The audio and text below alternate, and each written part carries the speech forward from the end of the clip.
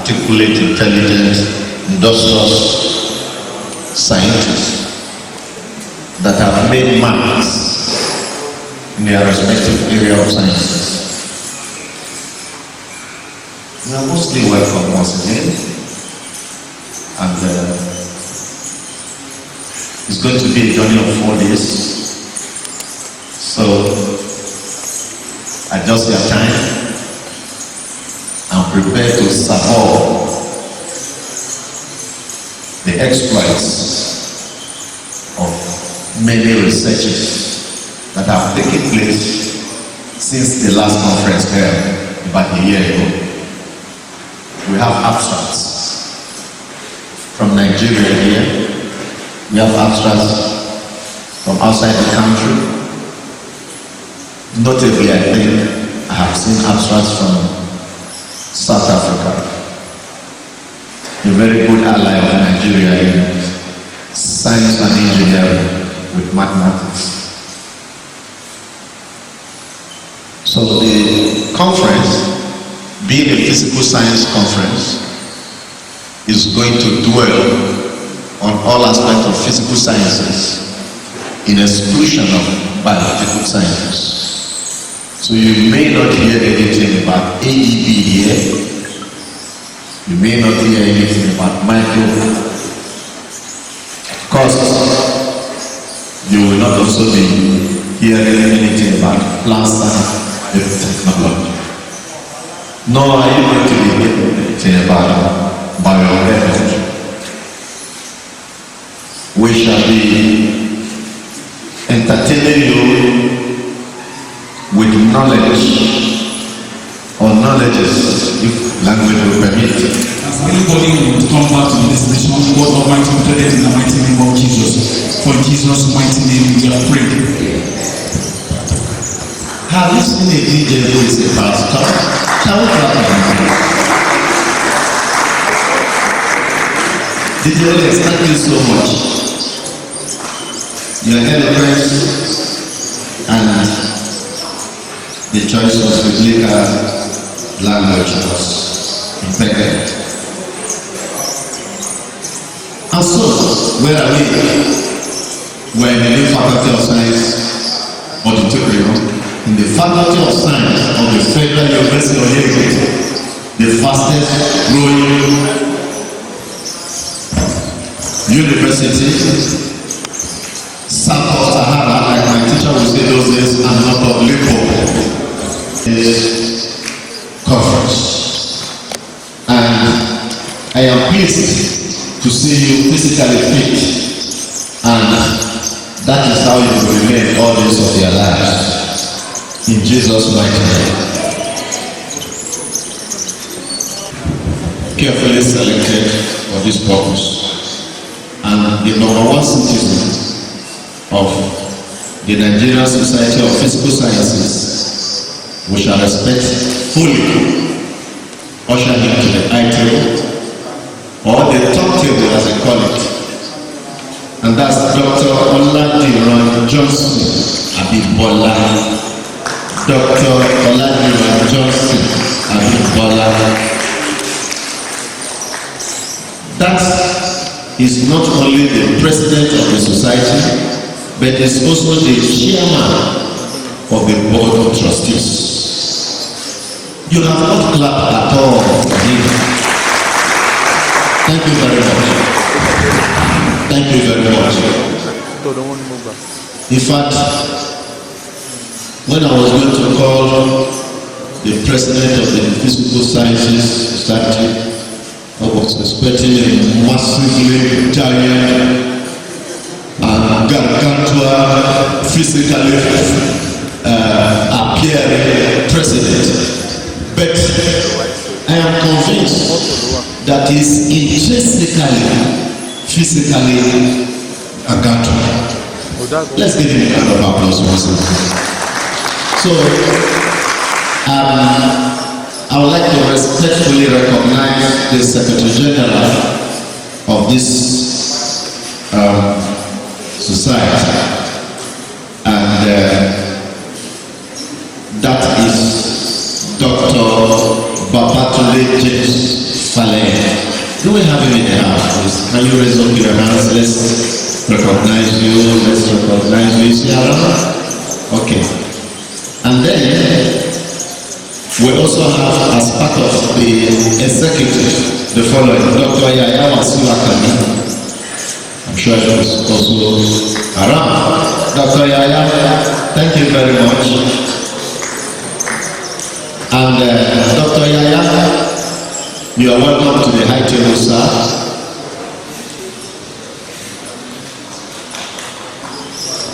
They can appear physical, they can also appear in the spiritual. So, Dr. Olatunde Tolulope will spiritually join us virtually from the UK. Let's clap for him, please. Let's clap for him. The LT chairman is here already seated, and that is Professor Oye-Ekiti Oketa. Thank you for clapping for him.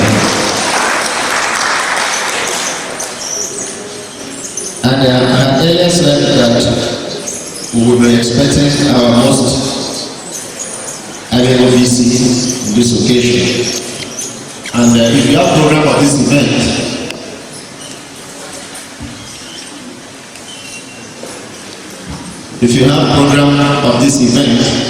you see that the very first picture here is the picture of our Excellency, His Excellency, the Governor of Ekiti State, Oyebanjo, popularly called Bow. He is not here now, but he is around Clapham, because his picture is not here for decoration. It's aware this program is moving within the territory of his political reach of authority. And then I shall like to recognize a very distinguished personality who is one of our keynote speakers. I think we're having two keynote speakers here this morning. One is all the way from South Africa, and the other one is from West Africa. And in West Africa is Nigeria, and in Nigeria is Niger State. So who is the person?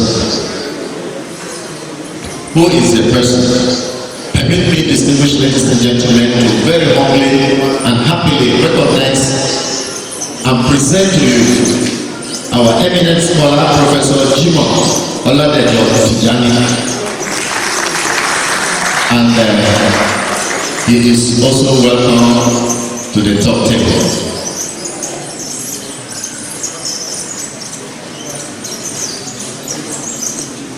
Distinguished physical scientists and biological scientists in our midst, and non-scientists. I'd like to also recognize the presence of our dean, who is also expected to be on the top table. And our dean is no any other person but our professor, A.A. Ajiboye. A.A. stands for Abiodun Akin, and he still has another A, and that's Ajiboye. I'm reliably informed that he had 3 A's in his A-level subjects. So, no wonder his name is AAA. My professor and my dean, sir, you are most welcome. And I did not introduce the other keynote speaker, whose picture is also on this program, and that is Dr. FUOYE Spech Melana. Dr. Lenana is a DVC Research, Innovation, Commercialization, and Internationalization. Valley University of Technology, South Africa. I think he also may be joining us online. The president and the chairman, board of trustees, has nodded his head in affirmation that Dr. Nelana, who is the PVC, Valley University in South Africa, will be joining us virtually.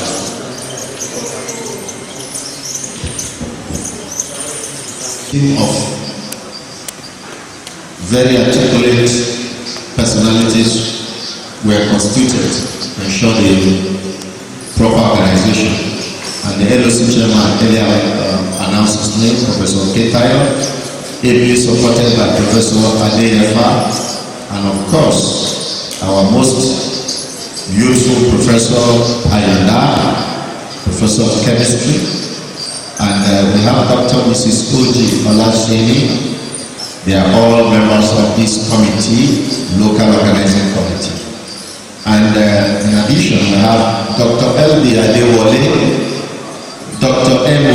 Adeoye, Dr. O.J. Oluwadara. They are all members of the LSU. And this had to split into subcommittees. And the scientific subcommittee, we have Professor Ayanda, Dr. Adeoye, while the welfare logistics is handled by Dr. Olasheni and Dr. Mrs. Aremo, and of course, technical subcommittee, Dr. Adeoye, Mr. Noah, Mr. Ife, and publicity subcommittee, Dr. Adewale, Mr. Naziru Imam. Naziru Imam is also in the team of the orators of the university. Registration subcommittee, Professor Adeyefa and Dr. Oluwadare, and information tech unit, we have Mr. Femi Obatosho. These are the people that have gathered us here this morning. Have not received the authority of no other person but the president and the chairman, board of trustees of this particular society. And we are referring to Dr. Walade. Of course, we do have other eminent personalities in the board. A list is already being compiled for proper recognition. And in no any other special order, you will permit me to recognize the students of the physical sciences department here, the students of mathematics. Are you in the hall? I'm proud of you. And you will all pass out in this school with first class. Even if your God is currently saying 2-2, you will still get first class. In Jesus' mighty name. Thank you. Dr. Ian, are you from Benin? Well, yeah. Yeah, where's you? Yeah, I'm not about Dr. Ian. He said, my wife is a Benin, and that is the only city in the whole of Africa where the Oba is revered.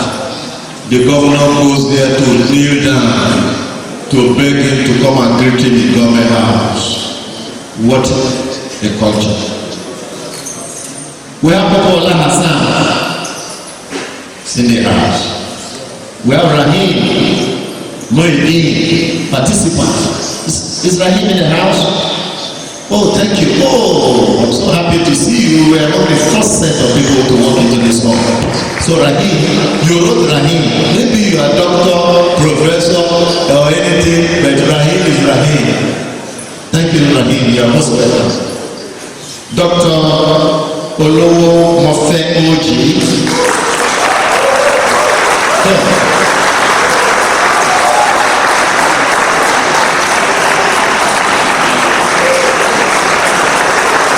Thank you. Thank you, my dear students. And the greatest Nigerian students.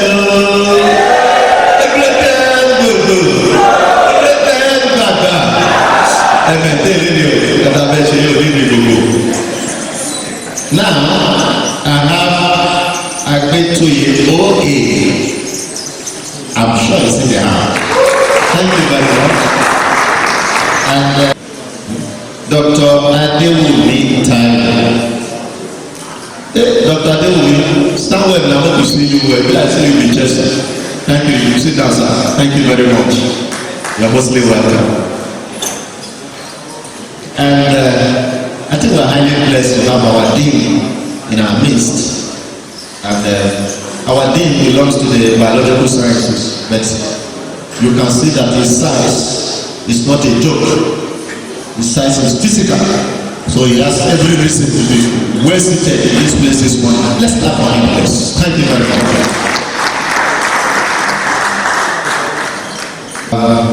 We have mentioned Professor, Doctor, Mana, and so on and so forth.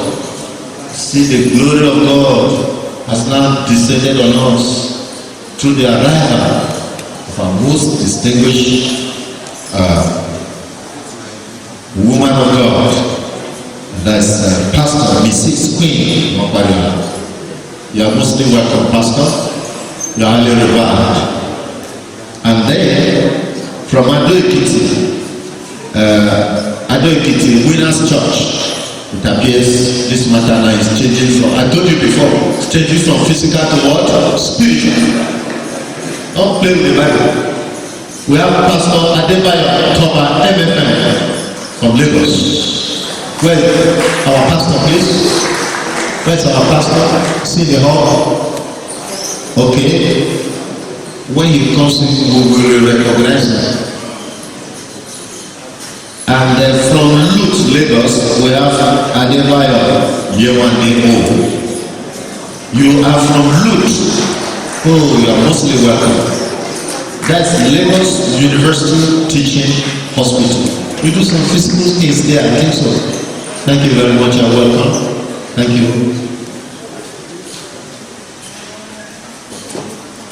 And some vital information here for you to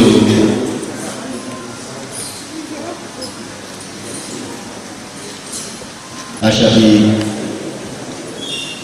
opening this conference officially. We have done it spiritually, but opening it now officially with the anthems. Alex, please. Please shall we listen.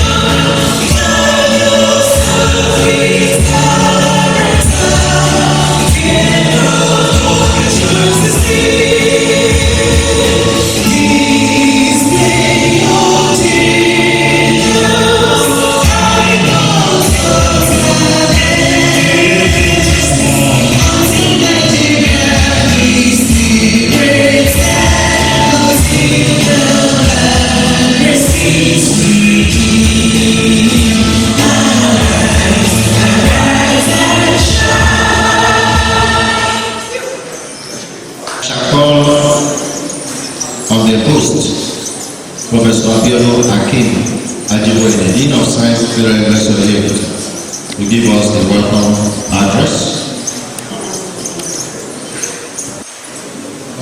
The invited guest, the chief host in absentia, members of the local organizing committee, distinguished ladies and gentlemen, greatest Nigerian student. Greatest Nigerian student. It is my pleasure to welcome you to this conference of Nigerian Society of Physical Sciences, the third of its kind, and it's an international conference, so to speak.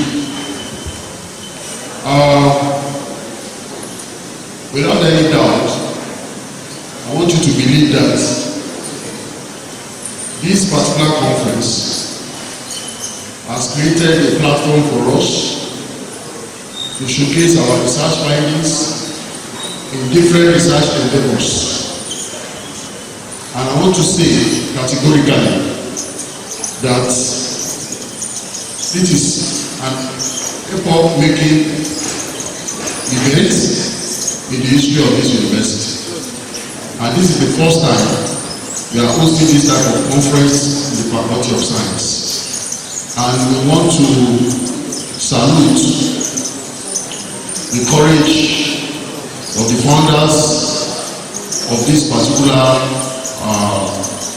society for bringing it to our universities, particularly the Faculty of Science. I think they deserve a round of applause for that.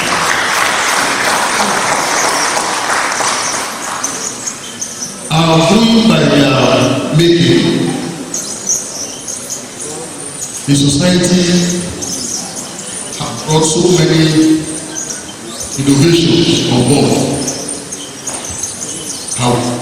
But one of it is giving award to best research, PhD research. And some other areas, I want to tell you that we as scientists, whether biological, in the field of biological science or in physical science, this is the way to go. Because the essence of our research is to contribute to the development of the nation, or of our immediate community, and to the nation at large. If there is no platform like this for us to brainstorm together, for us to showcase our research endeavors, there will be a way for us to sell the product of our research to the world. I want to say again that the Nigerian Society of Physical Sciences has done so well by creating a platform by which we can showcase our research, ideas, knowledge and skills and the product of our research on this particular platform. So this conference has really has brought us together to present our research findings and to showcase to the world that we, the academia, we know and we are ready to contribute to the larger world. It is a common knowledge that physical science is a branch of science that deals with the study of matter and energy and how they interact with each other. Of course, the physical science is very, very important to human development in so many ways. But time will not permit me to mention or to say or to go deeper into this. However, physical science has helped us to understand the principles that govern the world, the natural world. And this we can learn from this particular research. From this particular conference. So those of us that have registered from far away want to assure you that you are in the right place at the right time. That some of the findings that showcased today, that will be showcased in the course of this international conference, will add value to your knowledge, increase your horizon, make you to know that truly the physical science society, the Nigerian Physical Science Society, is on the path of revolutionizing the world and the field of science as a whole. So ladies and gentlemen, I want to welcome you together to this particular conference, the first of its kind in this university and the first of its kind in the Faculty of Science. And it's a way to show and to let people know that we in the academia, we are full of potential and skills, and our research products can transform the world. Having this in mind, I have no doubt that the third international conference titled Challenges, Physical Science for Sustainable and Equitable Future Addressing Global Challenges, it's coming at the right time. The right time we need to brainstorm and come together to pull ideas together and showcase our research findings to the world, for them to know that the physical science globally has made significant contribution to the entire world. In conclusion, I want to honor with my honor and privilege, I want to welcome you to this international conference, especially our invited guests, our invited guest speakers, the keynote speakers, and those that have come, the participants that have come from other places apart from FUOYE. I want to tell you that you have seen us all, and I can assure you that you will have value for coming to Faculty of Science and also for coming to Federal University Oye-Ekiti. Thank you and God bless you. Professor Bola, I wish to at this point invite the chairman of the NSPS, Professor Oyedele to make opening remarks. The Vice Chancellor, Professor Abadio Muslim Bachelor, in his absence here, the Dean of Science, the number one person in the Faculty of Science, Professor Akim Abiodun Ajiboye.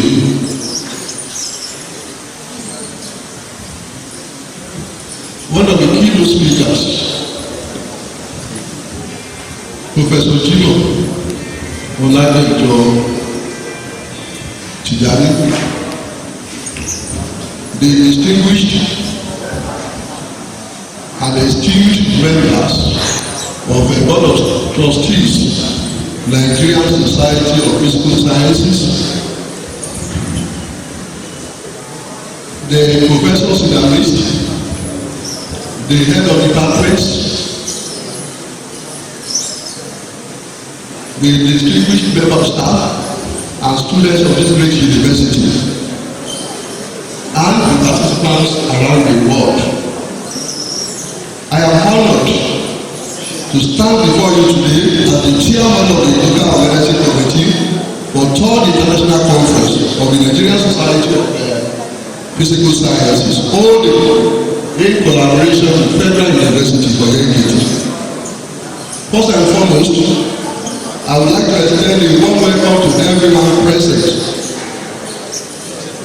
We are thrilled to have you here, and we hope that this conference will provide a platform for meaningful discussions, knowledge sharing, and networking.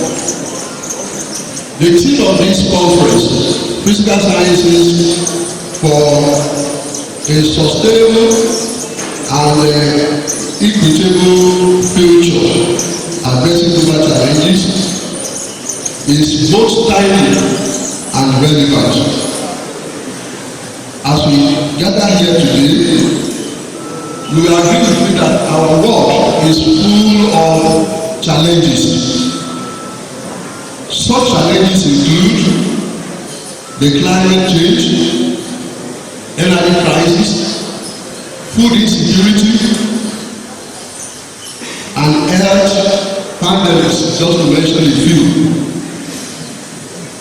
Physical sciences, including physics, geology, geophysics, chemistry, computer science, mathematics, etc., play a crucial role in addressing these challenges. This conference brings together experts from various fields of physical sciences to share their research findings, experiences, and insights. I want to tell you at this junction that so far so good, we have received more than 160 abstracts, out of which 130 have been accepted for presentation, meaning that about 30 abstracts have been rejected. So we are here to make both virtual and the physical presentations.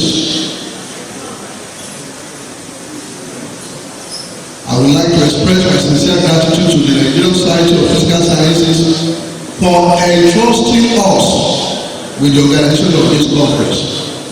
We are also grateful to the management of Federal University Oye-Ekiti and other sponsors for their collaboration and support. Once again, distinguished ladies and gentlemen, we welcome all participants to this academic gathering. To speakers, ask questions, and make comments. And of course, the Dean of Science had earlier said that science, the scientific world now is multidisciplinary. So we are cutting across biology, physical sciences, and the rest. So I think that's a very mighty statement from the Dean. And on that note, both of them should get more applause from you. Scholar, administrator, good academic, fantastic one for that matter, who is physically strong among the physical sciences. I'd like to recognize, with the permission of the high table here, the presence of Professor Ojo, the distinguished professor of geology. Professor Ojo was one time the vice chancellor of academics, and he brought during his time dynamic changes to examination management. What a man that deserves more applause.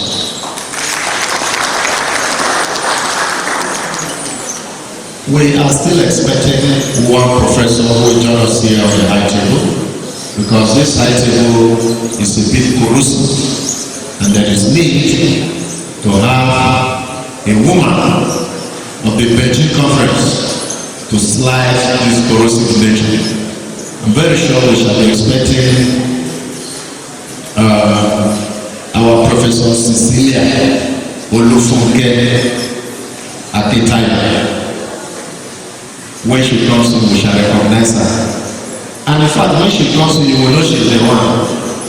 So elegant and chemically beautiful. Meaning she's a chemist. I thought you were going to clap for me too. It's not easy to hold this thing and hold it.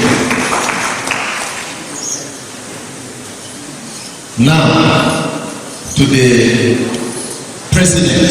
You are not only the president, you are the chairman, a whole board of trustees. You are mostly welcome, sir, to deliver your very special opening lecture. Please keep clapping on the chairman who holds this microphone to make his opening remarks.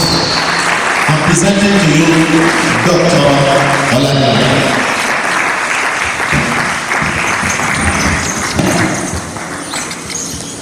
Thank you. the Vice Chancellor and the Chief Host of this conference, Professor Abayo Sunday Fashini, the Registrar of the Federal University Oye-Ekiti, Mr. Mufutau Ibrahim, the Bursar, Federal University Oye-Ekiti, Mr. Dave Ajabna Bolane, the Dean of the Faculty and the host of this conference, Professor Abiodun Akim Ajiboye,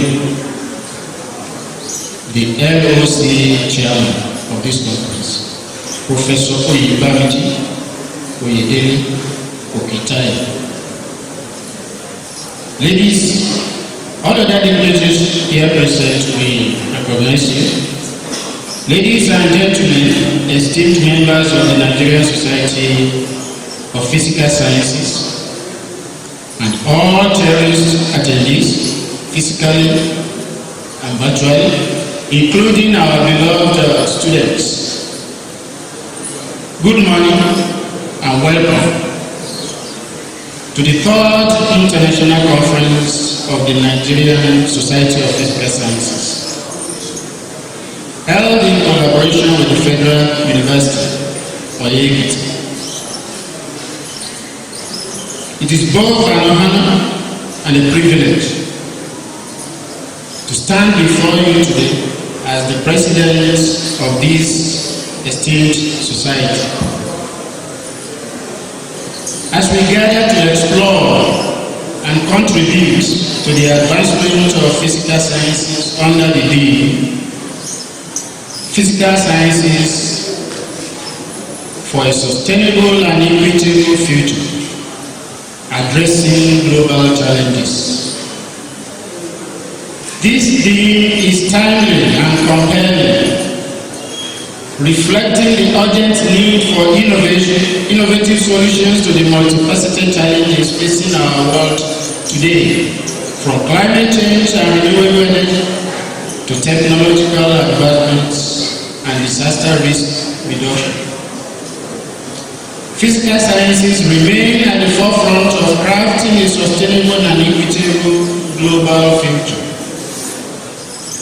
This year's theme builds on our past explorations, delving deeper into the intersection of science and societal needs. It emphasizes not just the pursuit of knowledge, but its application in ways that address inequality and ensure a balanced sharing of resources and opportunities worldwide. As we confront global challenges such as the transition to renewable energy, the impact of climate change, and the integration of artificial intelligence into daily life, physical sciences offer the tools and frameworks to understand, innovate, and adapt. The discussions here will highlight solutions ranging from geoscience innovations and nanotechnology to cybersecurity and the use of artificial intelligence in enhancing local processes. These explorations reflect our collective commitment to advancing scientific knowledge while ensuring it serves humanity's broader goals. We are honored to have two distinguished keynote speakers this year. Dr. Simpiwe Speech Nelala, Deputy Vice Chancellor of Research, Innovation, Commercialization and Internationalization at Federal University of Technology, South Africa, who will be joining us virtually. He brings a wealth of expertise to this gathering. Similarly, Professor Jima Oladejo Tijani, a renowned chemist from the Federal University of Technology, Mina, will share his invaluable insights. Their contributions, alongside those of all our speakers and participants, promise to make this conference truly impactful. Today is also a day of celebration and recognition. We are proud to continue the initiative started at our last conference at Kwasu of honoring the most outstanding Nigerian PhD in physical sciences. This initiative began with a cash prize of 250,000 last year.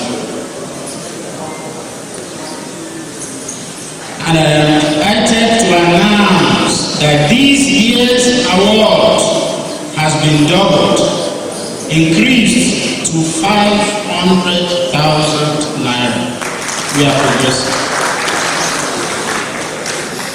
We are optimistic that next year this recognition will advance into the 6-digit range, further showcasing our commitment to excellence and the future of our physical sciences in Nigeria.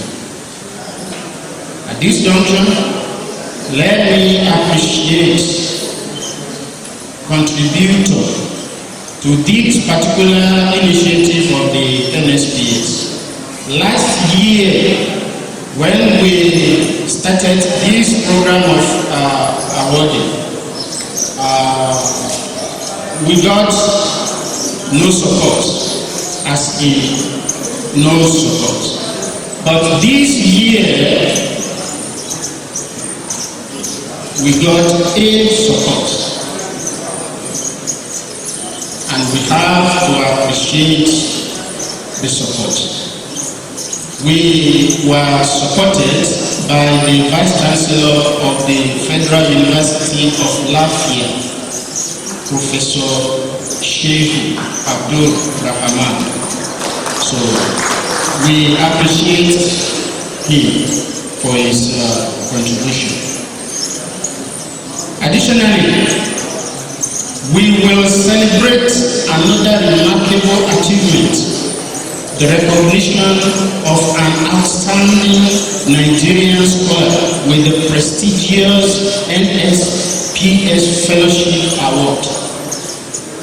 This honor underscores the immense contributions of Nigerian scientists who continue to push the boundaries of knowledge and innovation.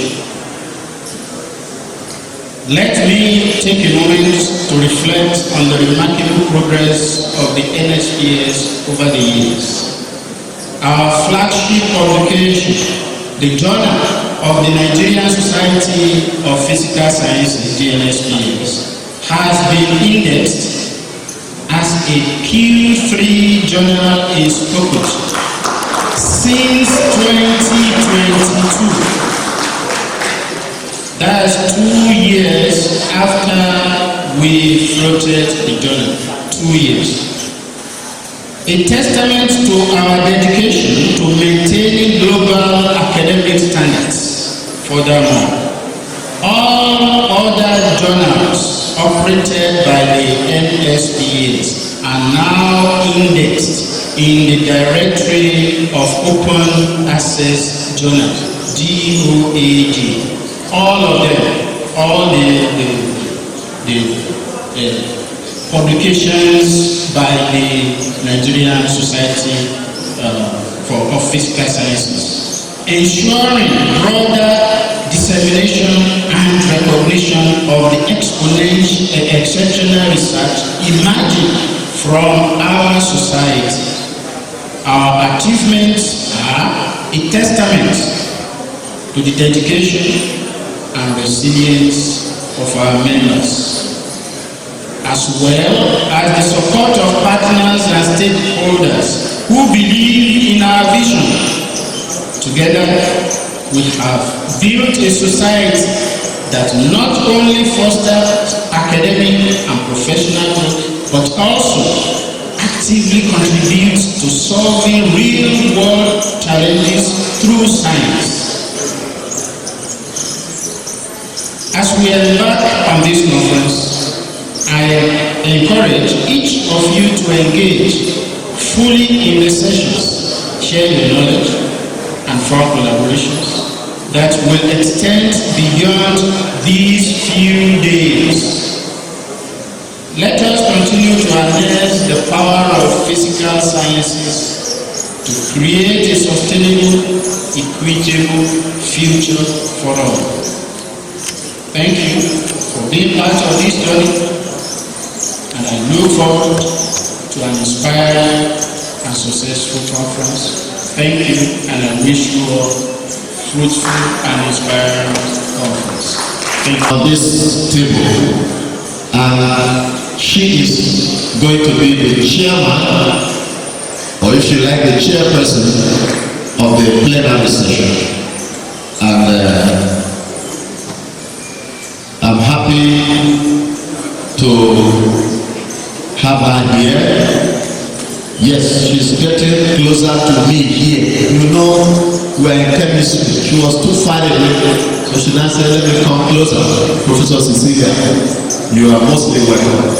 Professor Cecilia is a member of the governing council of Venite University Oye-Ekiti, one of the most outstanding, young, dynamic, very purposeful university that came on board just in 1 year, just March last year, with a total population of about 156 students, which is considered very good for a private university that is starting. I have that information, and as of today, the population of that school has risen to about 500. And so, very soon we shall maintain the Malthusian theory of population, where population will be increasing geometrically. And it is on this note I would also like to bring to the top table my most distinguished professor of geology, Professor Ojo, former DVC academics, Federal University Oye-Ekiti.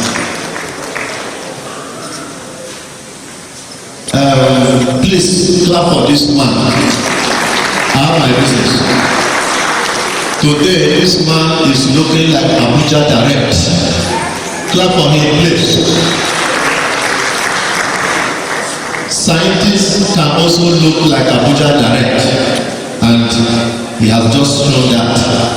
So, and with that, let us go quickly to the next item on this chair, on this order of events,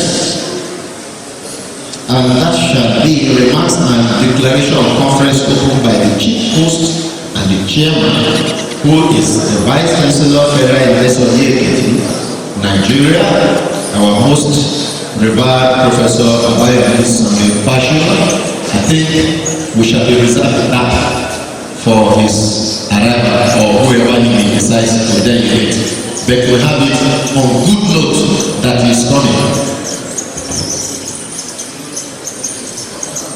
Where is Professor Ahmed? I used to call him Einstein, Albert Einstein of our time. You are welcome to this arena. I'm very happy to see you. I can see how you are smiling from ear to ear. This time, just very light one for about 3 minutes, so that Professor Cecilia can settle down, and I will have to hand over the microphone to her as the chairman of this session. Professor Ojo has already settled, he only relocated. Professor Ojo, good morning, sir. I'd like to go back to Professor Ahmed. Professor Ahmed is a professor of physics. He's a Muslim, by religion, is my friend, and he's a swagalicious professor. He's an eminent professor, and he's a professor who can speak and spark.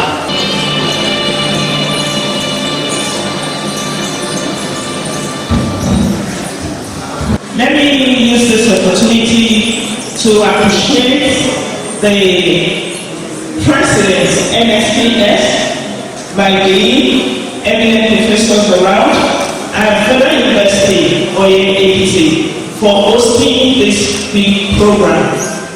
We're moving straight to the keynote keynote, and the speaker is no other person than Professor Jimoh Oye-Ekiti from the great chemistry department, Federal University of Technology, Ghana. Please, I will come Prof to come to the podium. Okay, Prof, please, then I'll hand over to the NSPS for his citation.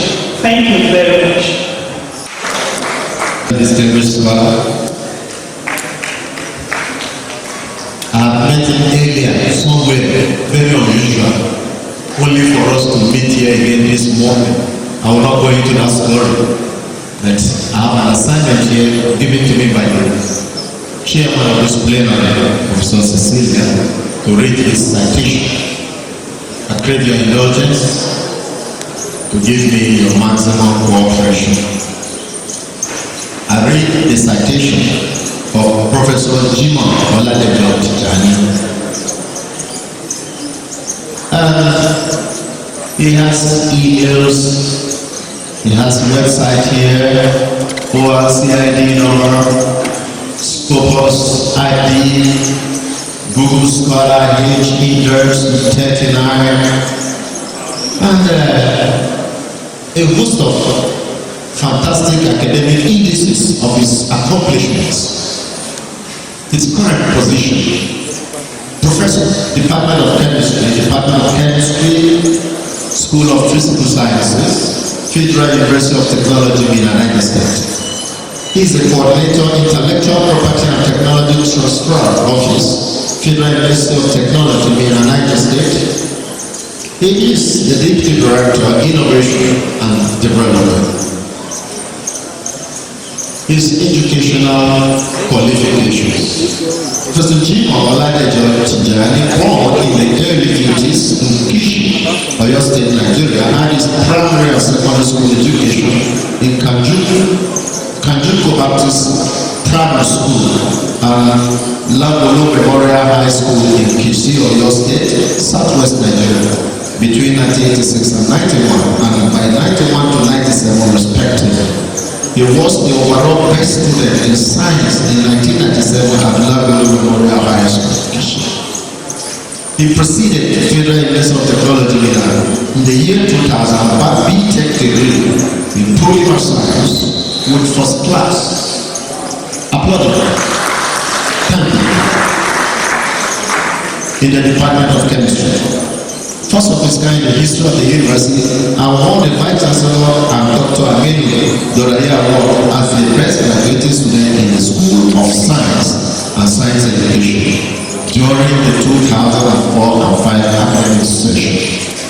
In the year 2001 and 3, he won Federal Government of Nigeria undergraduate scholarship and enjoyed the scholarship till he graduated.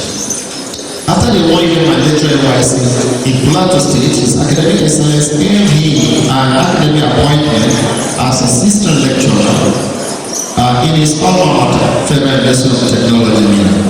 In his quest for knowledge or additional knowledge, he immediately enrolled for postgraduate program on assumption of duties in 2011 and completed M.Tech.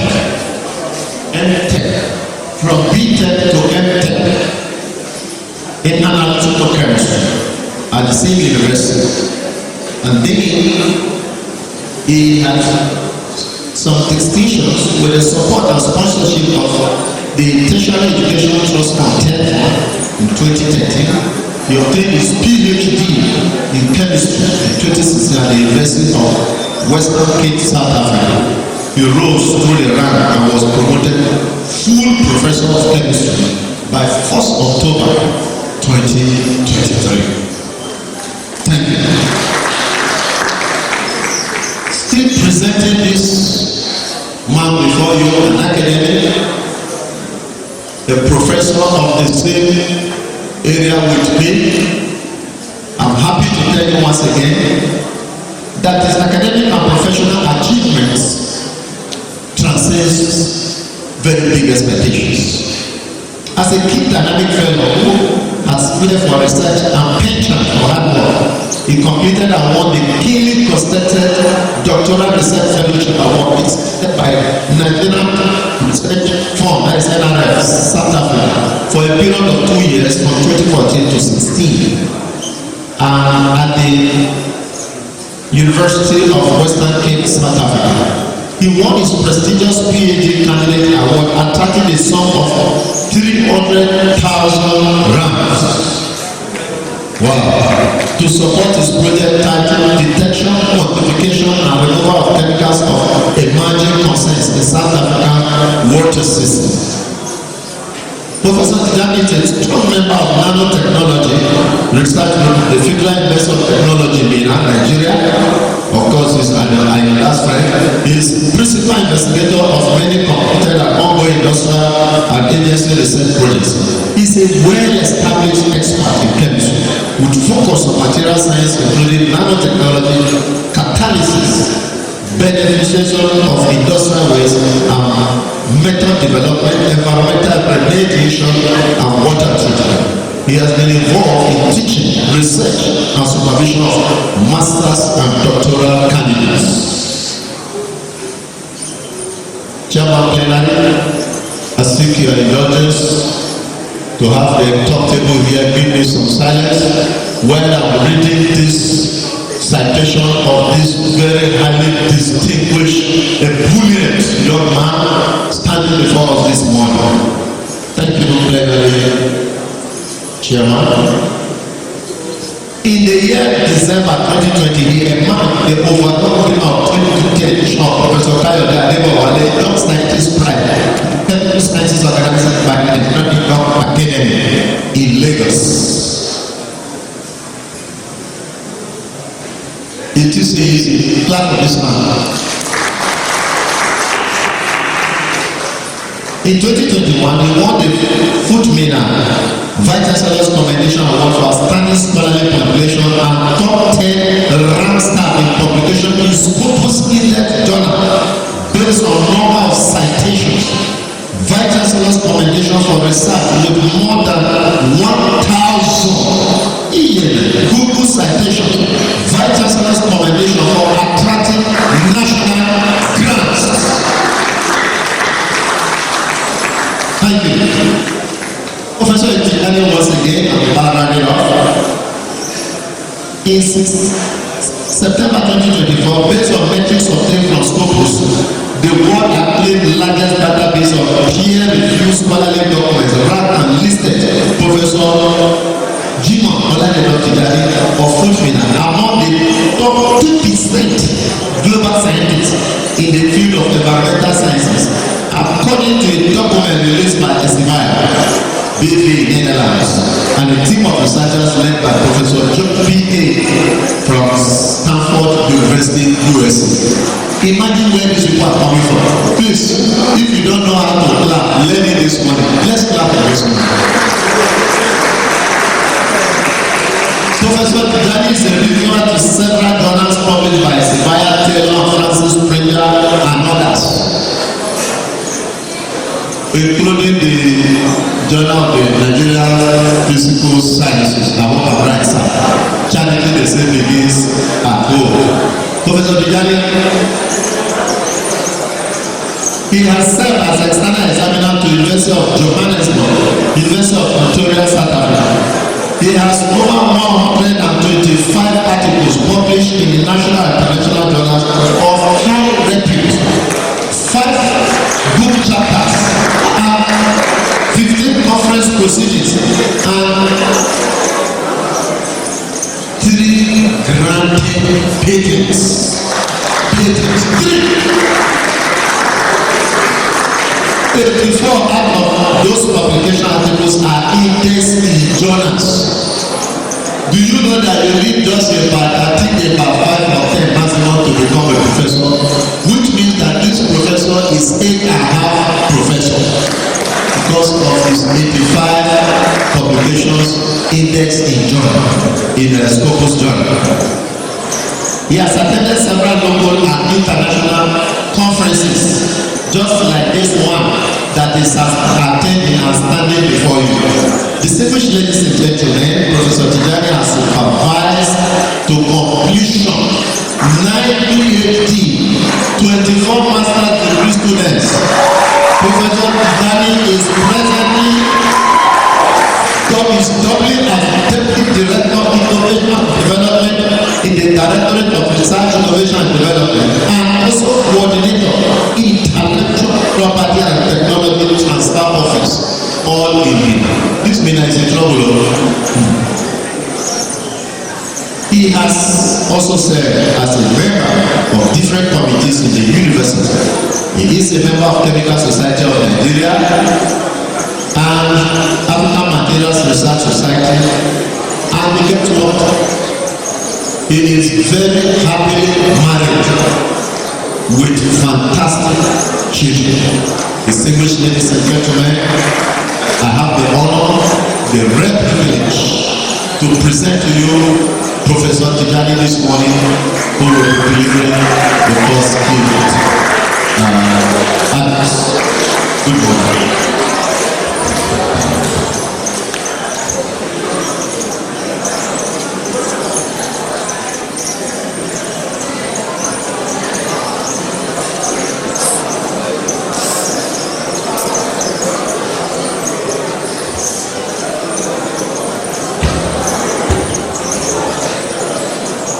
Good morning, the Vice Chancellor, Federal University Oye-Ekiti in absentia, and the entire management team.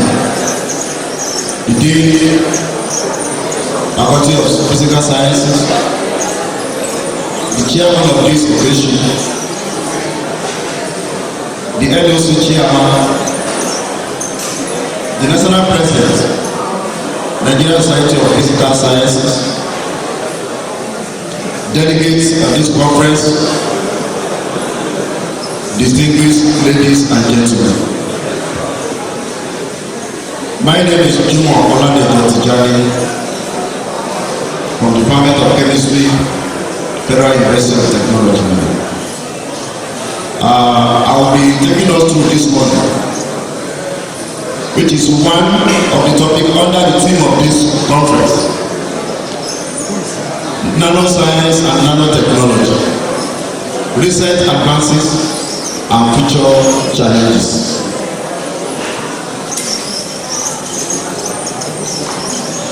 Please.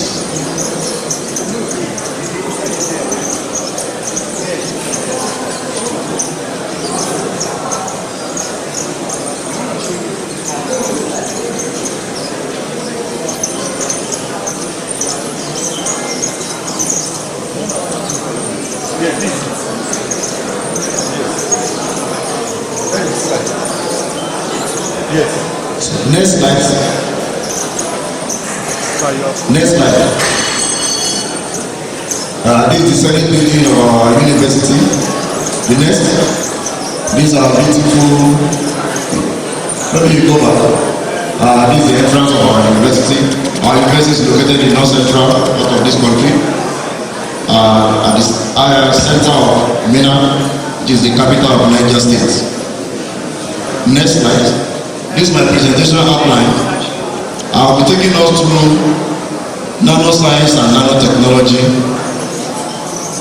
For the purpose of students that are here, I will take them through types, methods, and characteristic techniques of some of these nanomaterials. What are the recent advances in nanotechnology? What are the emerging trends? The contribution from our own research group at the Federal University of Technology, what are the future challenges, acknowledgement commitment and possibly conclusion. Next slide. As has been said by the NOC chairman, nanotechnology and nanoscience is regarded as a 21st century research, and it cuts across virtually all disciplines. It is not limited to people in physical sciences alone.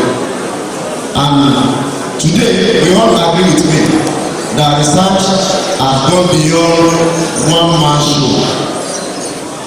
What I will say in chemistry is different from what somebody in biochemistry or microbiology will see on the same subject matter, and that is why there is need for us to collaborate. So nanoscience basically is study of materials whose size lies between 1 to 100 nanometers. At this very size, the properties of material differ significantly from the raw material, and so this property has not been exploited for diverse applications. You can see the diagram. People in biology, physics, chemistry, medicine, material science and engineering, mechanical and civil engineering, electrical and telecommunication, computer science and information technology, even beyond this, are all key and have a role to play as far as technology is concerned. So nano technology, therefore, is the study of the synthesis, characterization, and application of this material. Next slide. As I said, the fabrication of these materials give rise to a material we call nanomaterial. This nanomaterial has unique properties that various fields are trying to explore. People in microbiology, we try to look at one, antimicrobial property of this nanomaterial. They try to also look at antibacterial, antifungal. People in biochemistry might want to look at anti-apoptotic properties of this nanomaterial. While people in chemistry, we try to look at what are the absorptive properties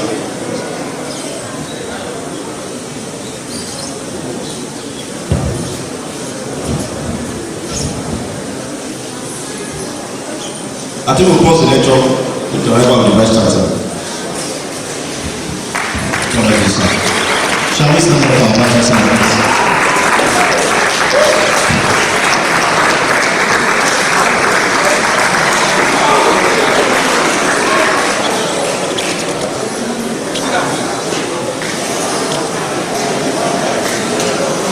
I have the very special privilege and honor this morning to announce the arrival and highly electrifying arrival of our most distinguished Vice Chancellor, Professor Abayomi Sunday Fashion. And he has capacity to be present at many places at the same time, and he has created that this morning. And I want to appreciate him and give him the honor to make his remarks and declare this conference open because of his activities. The Dean of Science, my eminent scholar, Professor Mrs. Akitayo, the former director of our planning unit, Professor Akitayo, sorry, Professor, my former deputy vice chancellor, and the professor chair of BTDF. Let's clap for him. I'm ready to end up with the number that Professor Joseph both the University of Nigerian Sugar as a professor not chair at that university from Oye-Ekiti Sugar. Reality, anything yet. The fact that the university was established 14 years ago doesn't mean that we cannot do more things. People to stop giving us negative news. At least for us, try to project our good side, our positive side as a university. Please do that. Now this is one of us from Federal University Oye-Ekiti. So there are no other people in Isuka to hold that chair. It's the chair came all the way from Federal University Oye-Ekiti to Isuka.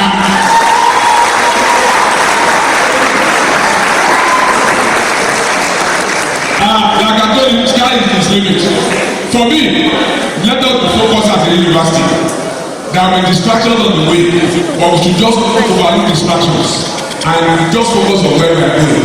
And I know God will help us to get there. Sit down, sir. Now, ladies and gentlemen, sorry for coming late because I have some other engagements. Honestly speaking, Faculty of Science has brought the Rubicon. It's a faculty that has been consistent.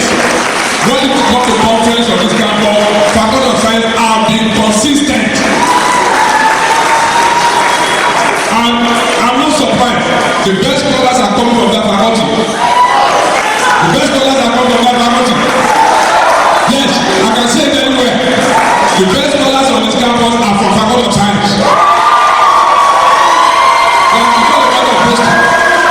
Yes, I can mention close to 10 scholars from that faculty that have put this university on the world map. When you come to Scopus, come to anything, mention people of that faculty. How many do you have in Faculty of Agriculture where I came from? How many do you have in social science where I came from? So you see that that faculty has come to stay to do things that they are supposed to do as scholars. And unfortunately, people want to carry news about the university. They are not carrying this type of news. About us having conferences, about us somebody holding a chair, professional chair, University of Nigeria, about somebody having encounter somewhere, Professor Bakari, okay? About Professor Ogunwole establishing the university here. They are not talking about that. They are talking about that the father want to change our continuum service. And somebody quickly told them, say, what's your business about that? Change the people matter, get me news. More of each other matter. And FUOYE wants to change continuum service. That's a news. You can see how Nigeria has turned to. People are not promoting scholarship and technology. When the world, China, Japan, all these countries are going far ahead of us. Because there's a mediocrity all over the place. I pray the Lord will help us. So I want to thank all of you that are here today. Honestly speaking, I will have stayed towards the end to see the new things. Because many new things are trending in terms of research. I was in Minot on Saturday. What I saw in Minot, Federal University of you know that innovation is key. Not the understanding that university is up. I'm telling you this. Federal University of Minot, yes, I was there on Saturday. I don't know whether I saw it. I was there. And like people say, okay, Ekiti State. Bad news will get one. But the university will be having good news in Jesus' name. Now let me just advise. As a university, we will back up any faculty that want to do research, want to do conference, because those are the only things that can protect us as a university. Let them keep on propagating their values. It's not value that will pay my salary. Okay? But I want to advise that all of us should be focused. Leave all these junk people. Because you don't take anybody anywhere. Okay?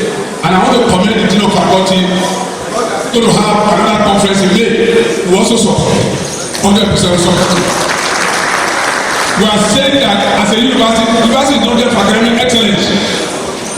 University is not there for academic excellence. Not each of that. When I got to Minot, I took my time, I went round, and I took my time, I told Peter, I said, can I see one or two things around that can take over? Okay? They have a very large expanse of land. I saw that. And I was like, now wow, I wish I had this type of land for agriculture in Ekiti State. I can deploy into full agriculture for production. But one thing about them is that in terms of innovation, technology, give it to them. I tell you this. Now, there are students in ICT. I think they were in China. They came from Hawaii. Those are the type of people want to be here now. And we are also moving towards that. Apart from the fact that FUOYE is number 4 most subscribed university in Nigeria. Out of 275 universities, number 4 most subscribed. Number 4. And my chairman of council use a language. He said, FUOYE has an abnormal growth. That the growth is supersonic. That is moving very fast. That the peers of FUOYE, like Lokoja, Dutse, they are still growing. FUOYE has a population of almost 5,000 students. FUOYE has almost gone to 20 faculties. Now, all this happened between 2021 and 2024. I tell you this. As I was writing my speech for the convocation ceremony that's coming, 8,000, we are graduating 8,191 students. 8,191 students. Last year, I don't remember that, I think it's about 5,000, but this year it's about 8,000 plus. So, for me, FUOYE is moving up. If you draw the graph, we are going up, we are not coming down. We are number 15 times higher ranking. World ranking, number 15 out of 275. You can see, now PT university, other universities that have, of course, for the electoral university in this country. It's not a matter of age, it's a matter of politics, it's a matter of standards, it's a matter of what you take and put in. And that is why, and science has been positioned to protect the image of this university, and I want to give it to them again. I'm saying it because if not for science, I don't know whether that was global scholarship and some other things, whether this university is there. Most of the people that actually projected our image are from that faculty. Although some of us still publishing, the last 1 year I published about 7 scopus papers, 7 as a master chancellor. So the point I'm making is this, but that faculty, they are working seriously. Now what we are trying to do is to empower them to begin to do solar for all other faculties, and we are going to start doing it. I don't know whether Professor Odo is there. God bless you. See me in my office after this meeting. Yes, we are going to be our consultant. The chairman of council has empowered me that I should go ahead. He asked me, said, is there no department of physics here? I said, why can't you do solar? That we should start, commission them and let them start doing it. So, and I believe we will not disappoint us. Because we are going to do it across all faculty. And I told the chairman, I said, we are already using solar in your faculty. And the chairman was really impressed. So for me, I want to commend this faculty. I want to, and like I told your team, our focus is to split the faculty of physical sciences and biological sciences. And I saw something similar to, I'm going to do it. Somebody wrote a paper, I think Sabola, I don't know who wrote that paper. Somebody wrote a paper to me that we should separate and we are going to do it. We are going to move in a speed within the next 4 or 5 minutes. And we are going to do it. By August, we are going to have 2 different things in that faculty. That's what we are going to do. So I want to thank you very much. You know my problem is that once I take it in my mind, people begin to fight me again. When I said I was going to have a third BBC, I mind you, this is the only university that has done that. Out of the peers that they start at the same time. Out of the 12, we are the only one that's bold enough to appoint a deputy vice chancellor, strategic partnership, innovation, research, and development. So we are now having 3 deputy vice chancellors. It's not just appointing deputy vice chancellor. That's the reason why we have appointed third vice chancellor. The same thing, we are going to separate the faculty into 2 faculties. And we are going to have to do it so that it can function effectively very well. Physical sciences and then the other one. And then of course, it all depends on what at your faculty level will from you. A paper already came from somebody but onto a faculty. You deliberate on it. Robust thinking outside the box and let's have results. So that we support you and then separate your faculty into 2. We did that for works and services and things are working now. Works and services will be 1. Now we are director of physical planning unit and director of works and services. And things are going on better now. So for me, as a university, we continue to move forward. Like I told somebody, I have only 1 year to go. By God's grace, I will finish my tenure by God's grace. And I can tell you that I will not stop working until the last day I'm going to leave this campus. I tell you that. Yeah, I tell you that. I was just coming from where we are going to use for the convocation is 100% ready. They are just going to put the chairs in now. That project started in August this year, last year. And now it's completed. It's completed. No, it's not a matter of money, it's about efficiency and supervision. If you have money and you don't know how to survive, the project will not come to light. They are very easy. Many people have so many money, but they don't know how to do the resourcing. I tell you this. I And that was the chairman council said, we are able to achieve all this within a space of 3 years or 4 years because we spend the money well. I may decide to be going overseas, I may enjoy myself as a vice chancellor, and then every end of the year, I'll give my people 13 salary, and then we begin to reach the system. But I will not do that as that. I will not. I want to see people, I want people to see what we are giving the money of the university for. And that's what we are looking at. I've got almost 30 projects. By the time we do that in the population, we see 30 projects within the space of 1 year. 30 projects. And that's how to be. And I know God will help. So, ladies and gentlemen, permit me to step aside. I'm going back. I want to declare this government open in the name of God the Father, in the name of God the Son, and in the name of God the Holy Spirit. Thank you very much. God bless you.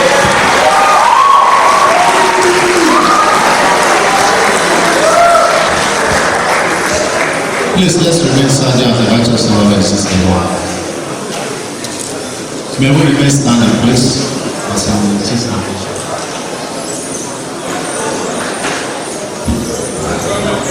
Thank you very much. You may be seated.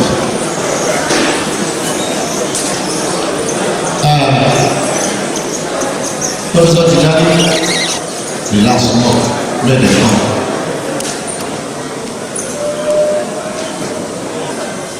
As I was saying before, the arrival of the Vice Chancellor, that this area of research is interdisciplinary. It's not a one-man show. And the material derived from this are what we call nanomaterials. And these nanomaterials have exceptional properties that can be explored in different fields. People in business can try to look at the semiconductor properties. People in biochemistry can try to look at anti-diabetic properties of this nanomaterial. People in microbiology can try to look at microbiology. This material exists in different forms. They can be in powder form, they can be in liquid form, they can be in solid form. They exist in different shapes depending on the condition that we employ to synthesize them. As you can see from the slide, some of them can be in form depending on the synthesis condition and depends again on the structural directing agent. It is the structure that he wants, the shape that he wants, that he directs it to. There are some structural directing agent that will give you a spherical shape. There are some that will give you a rectangular shape. There are some that will give you a leaf-like shape, depending on the template that you employ. Now, let's go into the history of how this technology came into being.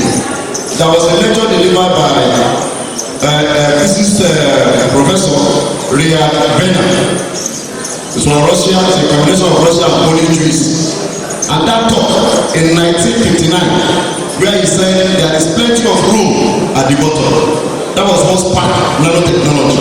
And in 1974, Professor Norio Taniguchi is a Japanese chemist. He coined the word nanotechnology. And in 1986, Professor Eric Becker assembled these ideas that were put forward by Professor Richard and Professor Norio, and he called it arbitrary complexity with atomic precision. This, and in 1980s, awareness began to come that there is a technology we call nanotechnology, a technology we call nanoscience. And in 1980, there were two discoveries. One of that discovery is carrying tunnel microscope. That was when that microscope was created. You all agree with me before that we were using that is microscope they are using microbiology of those days.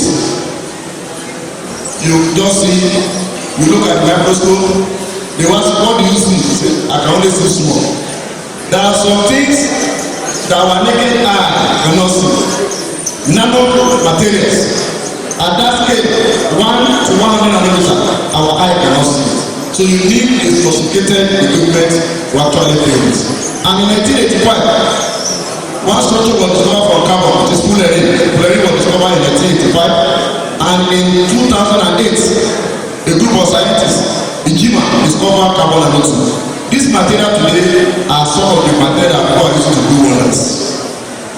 And in the early millennium, that was 2000, we begin to have nano products in the market, nano gel, nano cream, and till now there is a collection of nano products. drug like silver nanoplasma, transparent sunscreen coated with titanium oxide oxide, silicon nanoparticle that been removed to reinforce concrete and carbon nanotube, etc. Know that nanomaterial is not just being produced from them. There are methods and there are conditions by which you can produce the nanomaterial. Next slide. Then the characterization techniques. I will have happened to the vice chancellor is here, but he has gone. This is where the university needs to come from. How to characterize this material when you produce is a challenge. There are research institutes in Nigeria that have all this equipment, but to the glory of God, they give the results are not published. So we have to look elsewhere, sending our sample to South Africa, to US, sometimes even to Canada. You have to start looking for collaboration. Whether you are acquiring your intellectual property, you'll be asking to have to be begging. Sometimes we beg when we write, we put your name in our book. And this is an idea for us. And I believe not only the problem, it's a Nigerian problem. Because we don't have where we can actually characterize this nanomaterial. If I ask that the cheapest equipment is UV, so university doesn't have UV. So that's why I said we have been partners here. We need to prioritize our lab. We have been wonders in this country. By the time I go to the social story of Nigeria, you will see that people have been wonders as far as technology is concerned. Next slide. So these are some of the equipment, very expensive.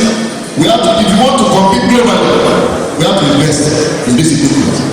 We must have, I was in the function with Professor Heda in Abuja last November.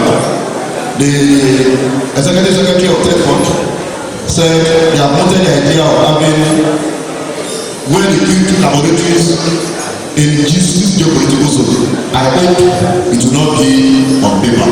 I hope it will come to fruition. And it will not just having the equipment, having people with experts. Professor Heda can testify to me. Can agree with me here. Technologies are not the one running equipment outside the country.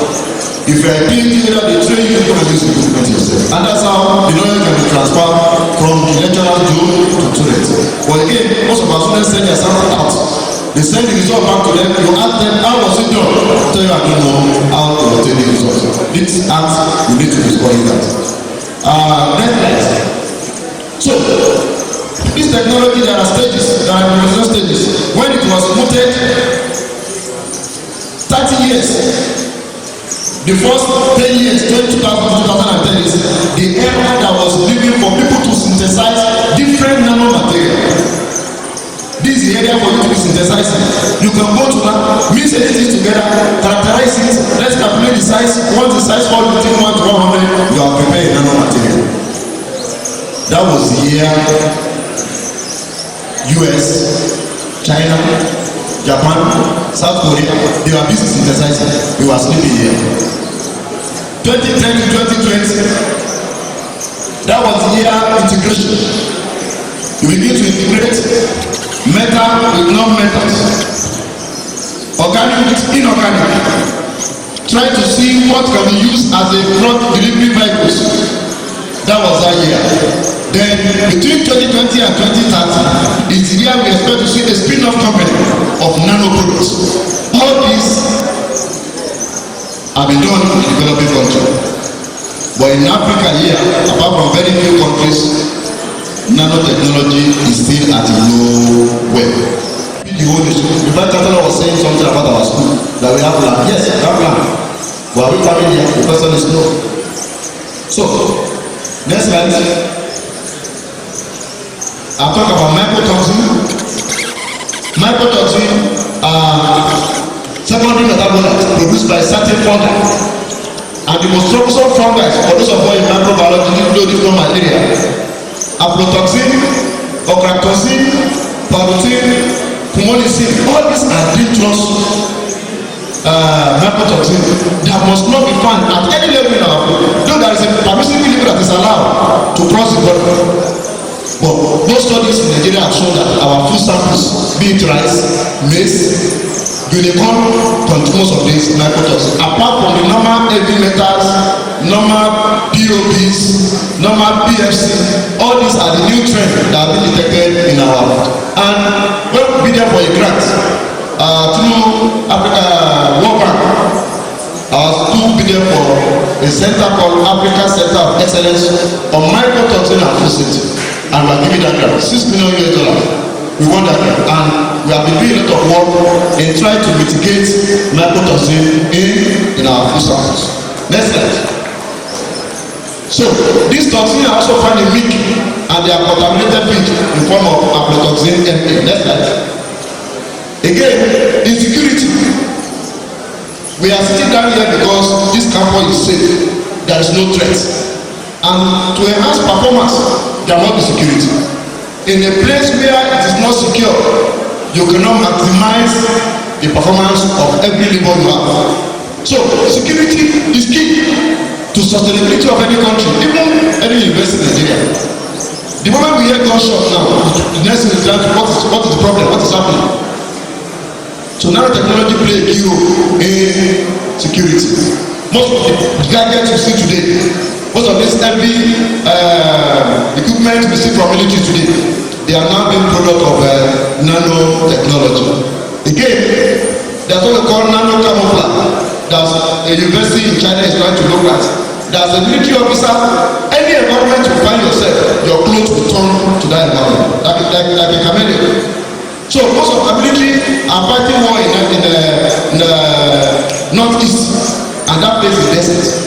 They must have a clothes that run with the terrain of that environment, otherwise the enemy will fight their war.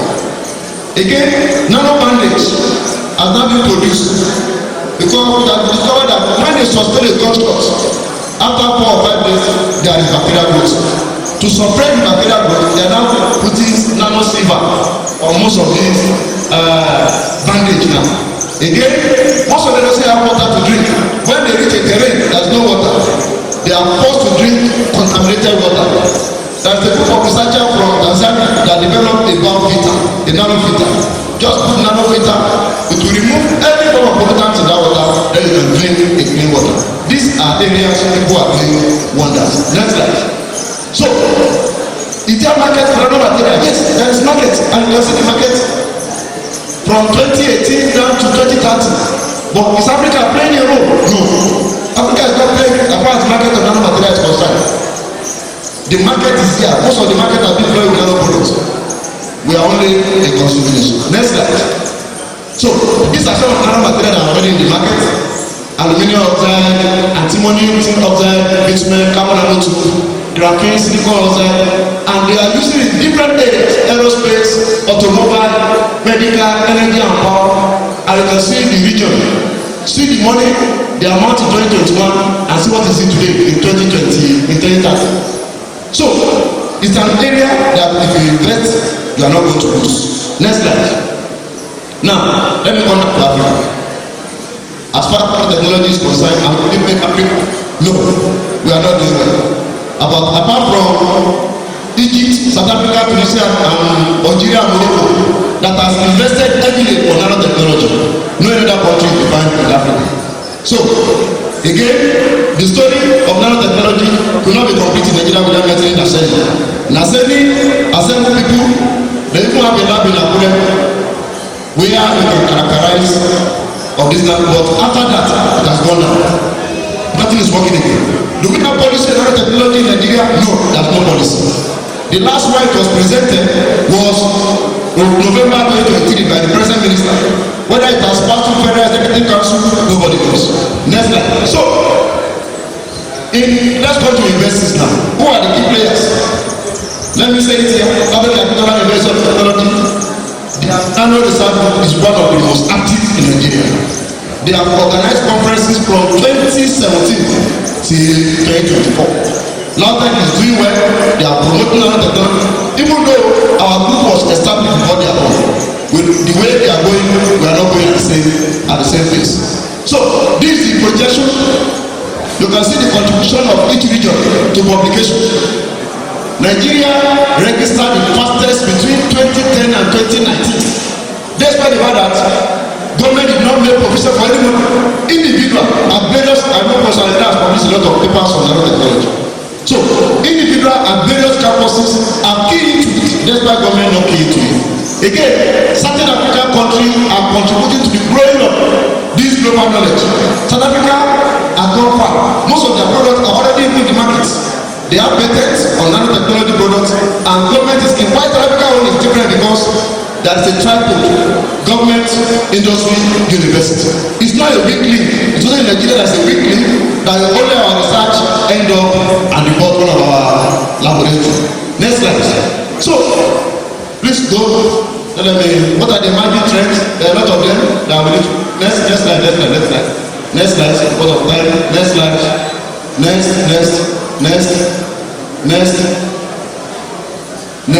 These are some of the future challenges that we can look into. Next slide. Next. I was thinking about to give you the whole time. Yes. In our own little way, what are we doing? Some of our students have developed nanofertilizer. We have compared the efficiency of this nanofertilizer, not one student, not two, not three. Because we are not always in a hurry to publish. We like repetition. The same student repeat this one, and we have found out that our nanofertilizer will perform better than NPK. Perform better, the peak in terms of growth rate, in terms of yield, it was better. Next slide. This one was sponsored by TEDfund. Next, go back, please. Go back. Again, on the issue of mycotoxin that I said, we also want another NRF grant that we try to look at. Most of our cattle, fish, poultry, there are mycotoxin in them. We need a nano binder. We upgrade them with nano binder. Put this nano and this mycotoxin in them and see how this nano binder perform. And we have realized that most of the nano binder that we put were able to suppress this mycotoxin within a very short period of time. Again, most people that are hearing chicken or fowl around the area, people don't find life difficult. The moment the odor begin to come, life becomes difficult. You begin to fight alcohol and related bodies. Again, some people now thought, can we have a nano deodorant? I will deodorize this odor, remove ammonia, remove hydrogen sulfide, remove other volatile organic compounds, and that grant was approved by TEDfund. The work is still ongoing. Again, we try to produce what we call a nano natural food made up of silver and gold to see if we can suppress the growth of this mycotoxin. Next slide. Then the last one we are trying to look at, which was also approved, is most of our people in Ghana, the vegetable we are consuming, the water is not pure. These are water that are coming from every household, but God water is very rich in nutrients. Farmers are using it. We have identified a lot of microorganisms in this water that are not safe for public health. Again, we have developed a combined system of absorption and nanofiltration to remove some of these pollutants. These are some of the results. These results are not got in Nigeria yet. We send our sample outside, as I've said.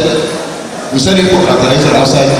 Our students have done a lot of work on carbon nanotube. We have produced carbon nanotube using different catalysts: monometallic, bimetallic, trimetallic, or tetrametallic, either supported or not supported.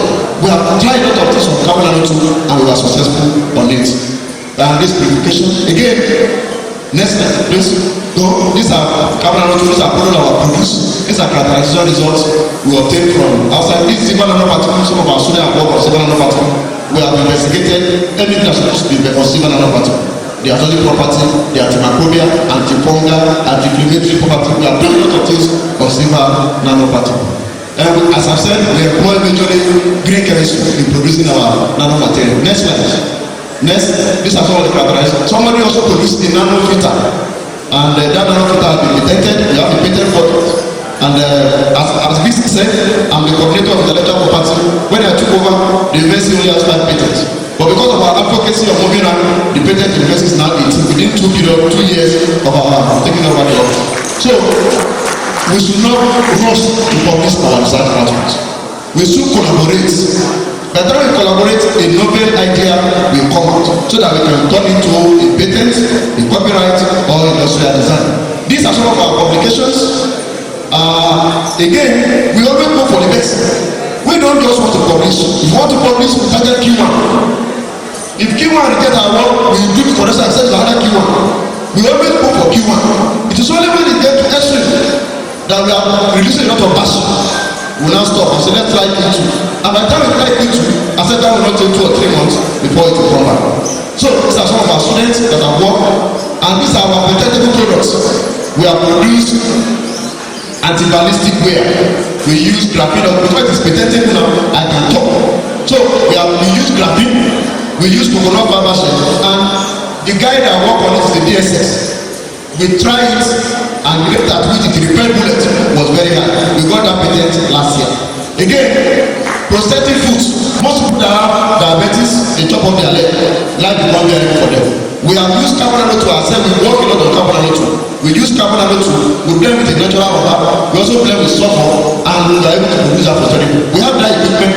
We are producing this in our school, and that's why the vice chancellor said when we took here and we saw what we are doing. Again, we are producing a nanobinder that we can use to remove mycotoxin in the body of animals and in nanobots. All these are patent from our own research group alone. We don't just publish, we see where there are issues for us to patent. Next slide. These are patent certificates from patent. So in the closing remark, nanotechnology development has become an international scientific and technological endeavor with focus R&D program in more than 80 countries. After the commencement in 2000. So the long-term vision and collaboration among national and international programs are essential factors in this global development. Please let us collaborate. There are people in our field. By the time we are chatting, we are using our Facebook, we are using our Google. Let us try to link up with them outside so that they can also help us create our profile. Again, Yuval Noah Harari in his book said, we are humankind, and we are minority on this planet. However, through our collective intelligence and ability to work collaboratively, we have emerged as a dominant species on the earth. Therefore, we have a tremendous responsibility to address global sustainability challenges and pass along this amazing technology to future generations to enable us to achieve unified vision of a sustainable planet for all. By adopting and integrating this innovation, we can make meaningful progress towards a more sustainable future. Lastly, let me acknowledge the organizer of this conference, the chairman, the NOC, and the host and chief for finding me working to be here this afternoon. I'm very grateful. Federal University of Oye-Ekiti, particularly Professor Ayeda, I'm very grateful. Third fund that is supporting our grants, our research work, NASENI, National Agency for Science and Engineering, and raw material. These are our funders, and AC, Africa Center of Excellence for Equitable. And my postgraduate students that are doing the work, I appreciate you all. Thank you, and God bless you. Thank you very much. Thank you very much, Prof. You can sit down. Thank you. Please be seated. Thank you very much. Yes. I'm sure you all agree with me that we've listened to a very, very good topic on nanoscience and nanotechnology, the recent advances and future challenges. This topic is being delivered by the right person, a professor of chemistry. I don't expect anything less. It's an eloquent teacher, a speaker, and a very great teacher. What do you expect from someone that has 88 journal articles in Scopus? And most of these journal articles, please let's appreciate it. Most of these articles are published in Q1 journals. This man has a citation of 4,214 and an H index of 30. Please let's appreciate it. Thank you very much for that wonderful delivery. We really appreciate it. So please, we're going to entertain just 3 questions. Just 3 questions. I know that even a novice that is seated here will agree with me that the topic is well delivered. So when you have no gray areas that you want him to clarify, instead of sending in an email to explain further, please use this opportunity to ask him just 3 questions. So if you have staff, lecturers, and students, please. Questions from students? Students? Questions? Just 3? Okay, that is 1. Yes, 1. Is another person there? That is 1, yes. Questions, please. Okay, please, you have the floor. Thank you very much. Good afternoon, Speaker. Thank you for your well-presented conference. So my question is, you said we should collaborate. Now I want to ask, in what way can we collaborate in terms of in physics department collaborating to develop so many things? Then you presented you displayed a jacket by the CDSS can use to prevent your appearance. I saw another documentation that if someone wear it's not like a leather, they will not be able to see that person. Can you also work in that direction in order to prevent our soldiers that are dying in the bush? So thank you. Then in terms of painting, how can we paint our work? Thank you very much. Well, very educative. But I just have a little question. I want to know if apart from delivering these conferences like this, if Prof has considered, because his products are needed in the society and not needed in the community, if he has considered having exhibitions in trade fairs. Thank you. Also want to thank the speaker, Professor Tijani. It was a well-delivered lecture. Now, my question is, material science in general is poorly funded, particularly in this country. To run a good material research, you need a lot of funding, particularly when it comes to characterization. You mentioned it in your talk that many of your samples have to be sent abroad for characterization. Now, how do you think this problem can be solved? Severally, you have talked on Nigeria instituting a research-based center where many of these equipment are domiciled to material research. One of such is in Abuja. You also mentioned the one in Akure, the Engineering Material Development Institute. But you realize that all these institutes are not functional. What is the problem? And how do you think material research, equipment-based material research can be promoted in this country? Let me start from Prof, the last question. Prof, you will agree with me, we are all Nigerians. And we know this problem, except we want to shy away from it. The material characterization that you mentioned, yes, it is very expensive.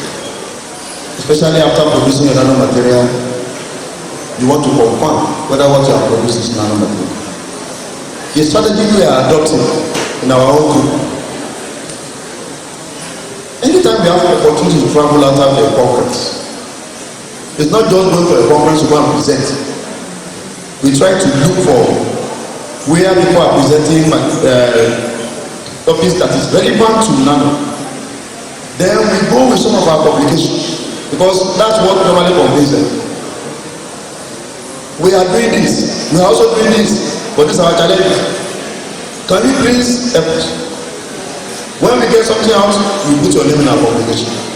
Again, if you check the last time ranking of university, international collaboration, play critical role. So if you are doing research and you are not collaborating outside, time ranking will affect your university. That was what boosted our university ranking. We are number 8. Because last 2 years we are not ranked. It was only last year that we are ranked number 8. And I can tell you authoritatively that 98% of the publication came from our own research. It's because of this external collaboration. There was a man I met during my PhD in South Africa, Professor Rose. He's in the University of Free State. Professor Ida will know him. He was the one that analyzed, that did SPS for me. Then when I came back to Nigeria, I wrote to Professor Rose, I'm no longer in South Africa. Please, can you be assisting me to analyze my sample using SPS?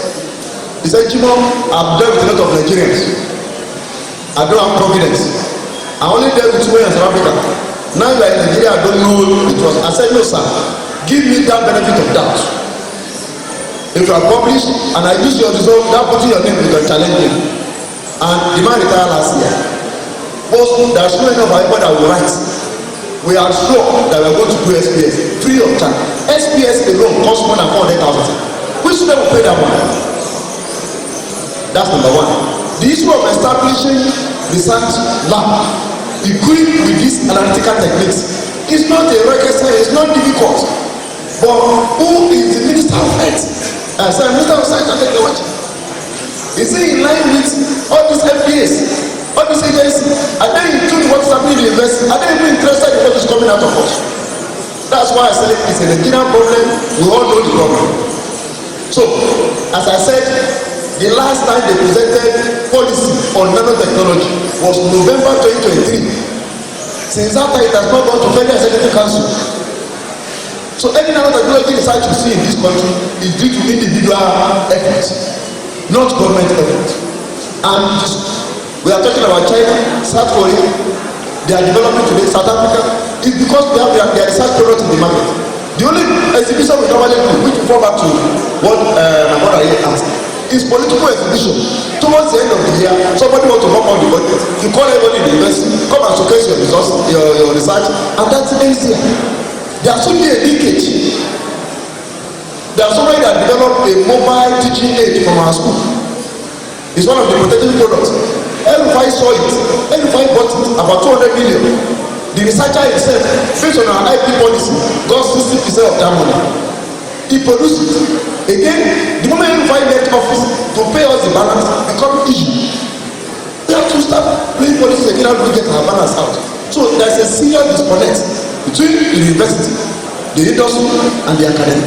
But if you have a national policy, South African police are reaching South Africa because that's where I did my PhD. You don't publish anyhow South Africa. They have this autonomy. All university must key into it. And there is a need that every university has technology transfer office. But when you discover something new, they will say, no, don't publish this one. This one will help South Africa economy. But we have that who's monitoring. If I ask Minister of Education, how many students are in FUOYE? He doesn't know. How many students are doing analytical chemistry in Nigeria? He don't know. Are they interested? No. So until there is a change in mindset, that's when our product that will go to exhibition. All this one have gone to exhibition, sir. We have taken them to exhibition. We have seen our partner. We are dealing with this partner now that want to buy this our prosthetic foods because they said ours is much cheaper than their own. We first produce black. They said no, they don't want black. We should go and think inward and change it to woman's skin. And successfully we are matching that. It's now brown in color. So, we are going to give it to them. They will sign money with the university. Then whatever come out of it, 60% of it is coming to us. We are thinking of our retirement. That when we retire, if one product can scale to a market, then we begin to enjoy. Then the issue of my brother here, that talk about patenting. Patenting is very simple. But you must make sure what you want to patent is not what you have published. You mustn't publish before you go into a patent. There is a format you must follow. You must declare your claims. What are the new things that you are bringing on board that has not been in the market before? Through your Directorate of Innovation, down to NOTAM, down to patent registry, the procedure is seamless. The most important thing is novelty. It must be new. Though your patent is only tenable in Nigeria. Somebody else in Ghana can replicate what you can, it doesn't infringe on your rights. Then collaboration, very simple. Just form a research group. In our own research group, we have people in animal science, people in history, So anytime you want to do any animal study on a nanoparticle, those are the people we consult. Because we don't know it, they know it better than us. Anytime now, people are talking about toxicity of nanomaterial. We are trying to incorporate residual nanomaterial into concrete now. We are trying to force, and we are getting good results. So we are collaborating with people in building and civil engineering. So now, when it comes to ethical issue, now when you need somebody from law or even patenting you are talking about, so people will be wondering if your research, you see a lawyer in your research, you see somebody that has psychology in your research, what is their function? It's only when you reach that stage that you know the role of individual. So for somebody in chemistry and physics, we can collaborate. Material science and chemistry, material science and physics, you can do a very fantastic job. You are working on solar cell, I can also look at it on solar cell. You are using graphene oxide as an absorbing layer, I can look at, okay, how do you produce your graphene oxide? Once I produce for you, then you take it up from here as a physicist. What are you trying to look into? Again, collaboration is the key now. Don't work in isolation. Thank you. Thank you very much, Prof. It has been an interesting section. So I'll add over to the next stage to continue the program. Mr. Francis. Have spoken not just eloquently, intelligently, and he has been able to do justice to this delivery, the admiration of all and to the understanding of everybody, and of course to the blessings of God. Having said that, Professor Tijani, on behalf of the Vice Chancellor of this university, Professor Abayo Fashion, LOC Chairman, and the entire organizers of this program, and of course on behalf of the President of the Society, I wish to extend our hands of appreciation for that very fantastic delivery, and we look forward to seeing you again whenever the need arises. We are looking forward, of course, to seeing that the aspirations of the nanotechnology we enjoy and get the proper national attention as is supposed to. So having said that, permit me at this point to take us to the next segment of this program this morning. We are about running off, and may I crave the indulgence of the students far off at the back.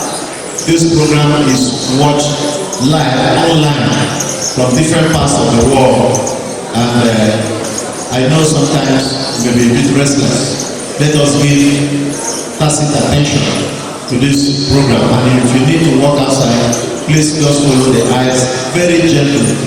Thank you very much. Now it is the turn of showing appreciation and recognition to those great scientists that are designers of it as at this program. We have investigators of FUOYE coming in first, and we shall be having that of Professor Abdulgafar Amoka Abdulmalik of the Department of Physics, Ahmad Bello University, Zaria. I hope this professor is around. Shall we have him recognized? Where is Professor Abdulmalik?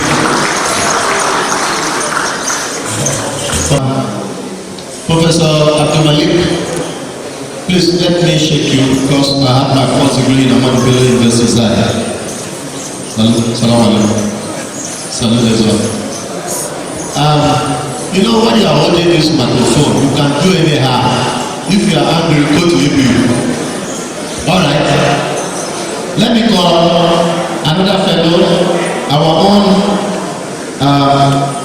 Okay, this is from first one.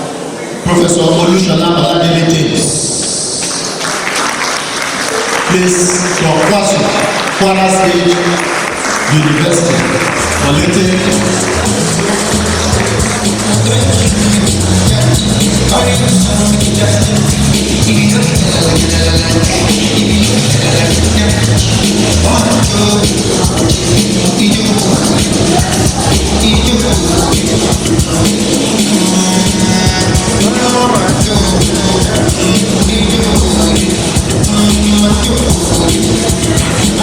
Thank you very much.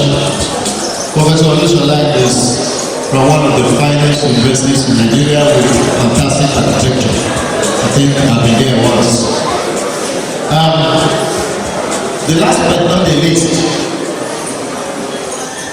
Professor Olushola Johnson Ojo from the Federal University Oye-Ekiti. You may be seated where you are, sir. We are having a day of two Olusholas. One Olushola from Molete and the other Olushola from Federal University Oye-Ekiti. Thank you very much. Abdul Malik escaped the name Olushola by whiskers, but let's allow him to bear his name. Having said that, let me bring to the top table here the personalities that will read these citations, and then the investigations will be done accordingly and appropriately. So the first person, one of the first persons is here. We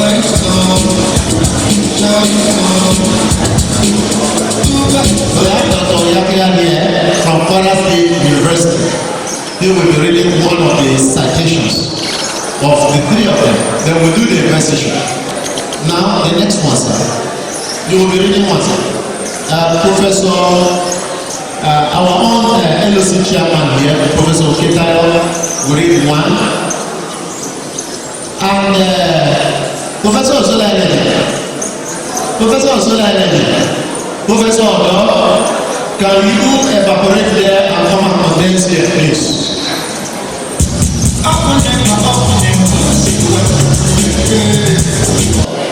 Cecilia Olofunke Akitayo, the only female on the whole of this item, and you will permit me to say that she deserves an applause. I can see Pastor clapping. So I'm going to hand over the phone to her so that she can she can now monitor how this one will be done. Thank you, Professor Abdul Malik and Professor Olushola and another Professor Olushola. Thank you very much, Professor Cecilia. Thank you very much, Mr. Ainsley. Please let me call the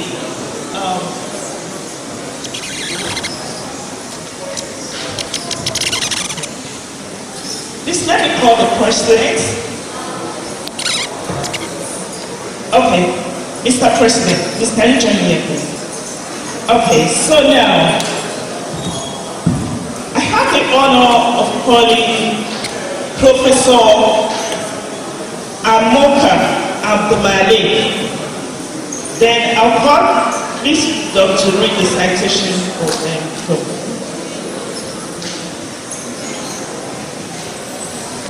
Professor Abdul Ghaffar Amoka Abdul Malik is a distinguished physicist known for his pioneering contributions to materials physics and high voltage dielectric studies. He was born on December 26, 1976 in Ekiti, Ekiti State. He earned his BSc in physics from Ahmadu Bello University, Zaria in 1999. And he obtained his MSc from the same university in 2005. He obtained his PhD from University of Leicester, UK in 2012. His postdoctoral research at the Norwegian University of Science and Technology contributed to significant advancements in power electronics for oil and gas exploration. He is a professor of physics at Ahmadu Bello University's area since 2020. He has held several academic and administrative roles, including serving as the director of the Equipment Maintenance and Development Center, where he spearheaded infrastructure rehabilitation, financial stabilization, and research-driven innovation. His leadership revitalized high-voltage research at Ahmadu Bello University by establishing one of the country's most advanced facilities for dielectric materials and electrical installations studies. Under his leadership at Equipment Maintenance and Development Center, he successfully restored trust between the center and its clients, and he attracted industrial collaborations and initiated documentation of the university's research equipment.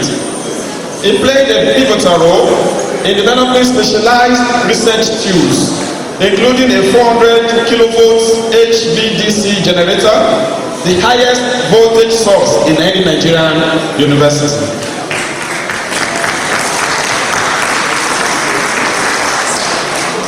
Professor Abdul Malik has published over 68 peer-reviewed articles in high-impact factor journals and has successfully supervised numerous postgraduate students. He is a member of the IEEE Dielectric and Electrical Installation Society, and he has been recognized internationally for his innovative work in dielectric physics. His research in nano dielectrics, high voltage insulation reliability, and electrical aging has had a transformative impact on both academia and industry. I present to you Professor Abdul Ghaffar Amaka Abdul Malik.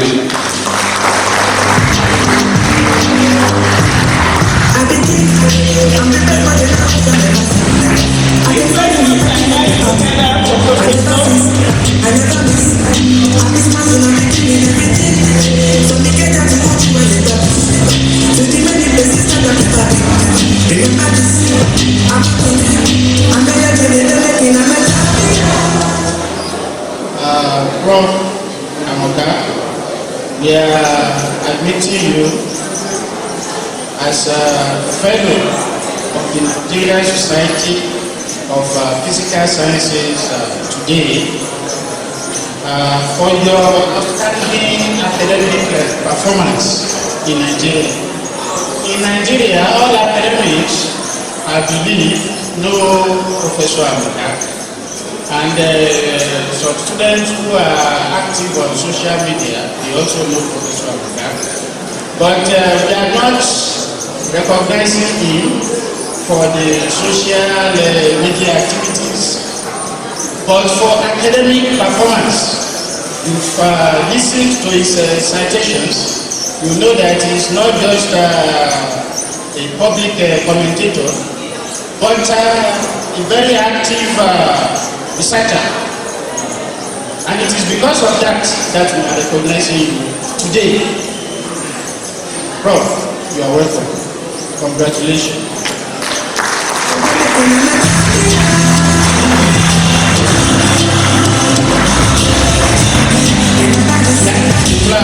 Of the award, we have the certificates and the letter of the award also. So we are presenting same to Professor Amaka.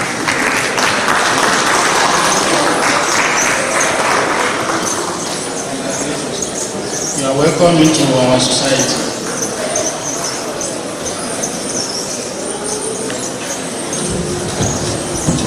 Congratulations, Prof. Please let me call on Professor Olushola Oladile to be upstanding and remain standing. Thank you very much. I'll call Professor Oketayo to read his citation.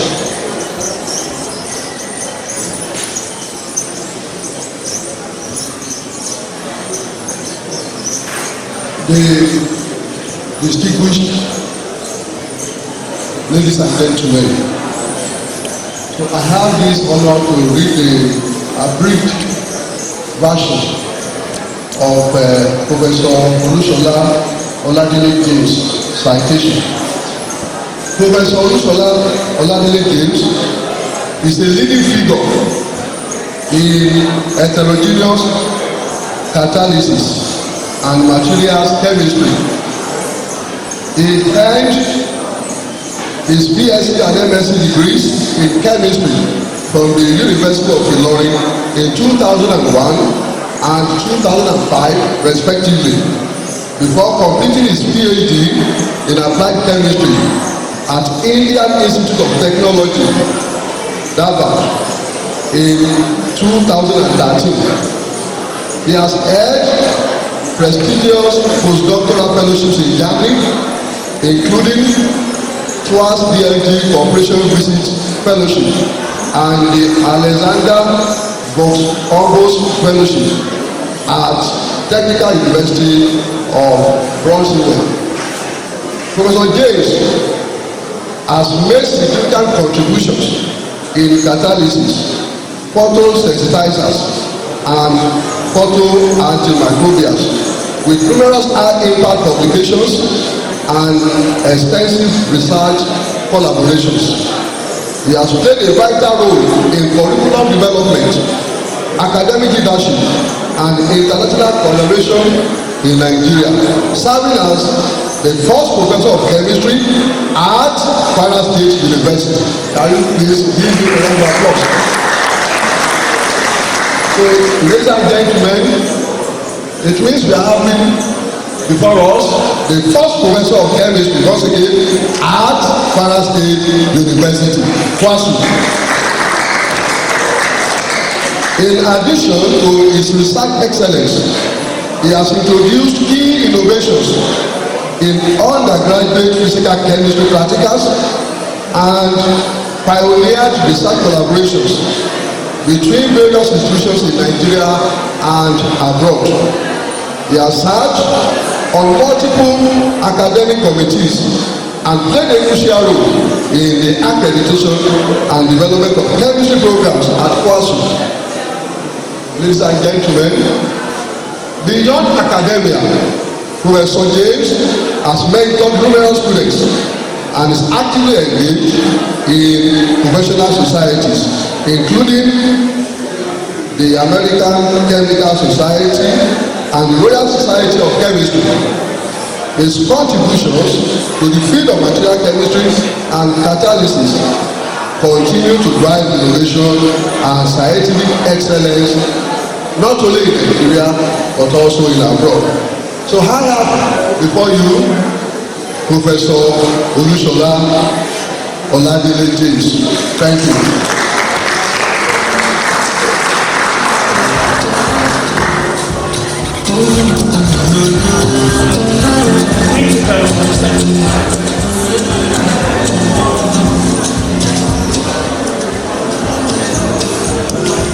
Congratulations, Professor Olushola. We welcome you as a fellow into the Nigerian Society of Physical Sciences. We are recognizing you for your considerable academic contributions.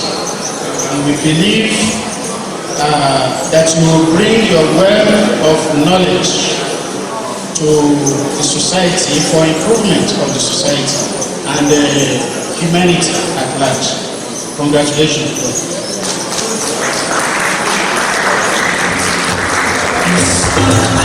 The certificate and the letter of fellowship is presented also.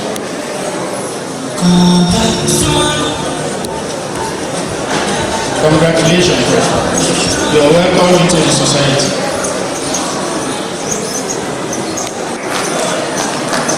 So I'll call on Professor Olushola Johnson Ojo.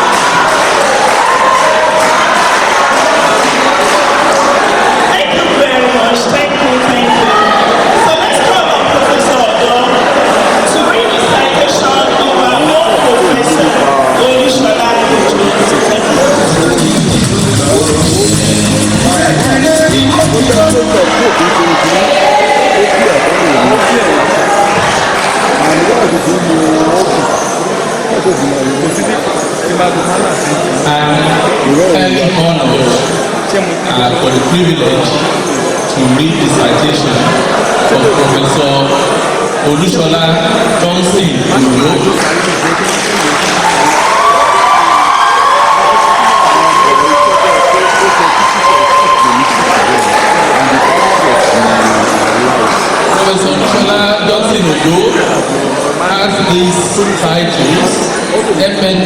NSPS, FNAPE,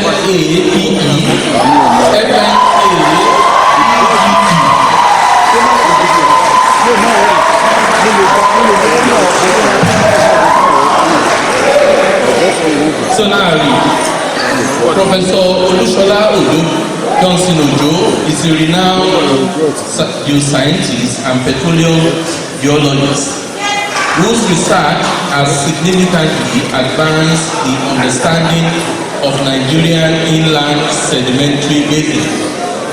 Born in Ekiti, he obtained his BSc in geology from the University of Ilorin and an MSc in petroleum geology from the University of Ibadan in 2000. He completed his PhD in petroleum geology and later undertook doctoral research at the Technical University of Berlin. With an extensive career spanning multiple universities, including the University of Ibadan, the University of Ilorin, and the Federal University Oye-Ekiti, FUOYE, Professor Ojo has held several leadership positions, including acting Vice Chancellor, Deputy Vice Chancellor Academics, and member of the University Senate. His research, particularly on petroleum prospectivity, has earned national and international recognition, including grants from the Volkswagen Germany Foundation and the Petroleum Technology Development Fund, PTDF. Professor Ojo has over 100 scholarly publications and has been instrumental in mentoring a new generation of geoscientists. His work in sedimentology, palynology, and basin studies has enhanced the exploration and development of Nigerian petroleum resources. His expertise has been sought in various governmental and industrial sectors, contributing significantly to policies and exploration strategy development. He has received several prestigious awards, including the Nigerian Association of Petroleum Explorationists, NAPE, Most Outstanding Earth Science Lecturer Award, and the NMGS through Total Energies Award for Best Paper. He remained a key figure in petroleum exploration and sedimentary research in Nigeria, contributing to both academic and industrial advancement in the sector. Ladies and gentlemen, I have the honor once again to introduce to you someone I've learned great patience for. And if you see him is well composed and exercise a lot of patience. Here I present before you Professor Olushola Johnson.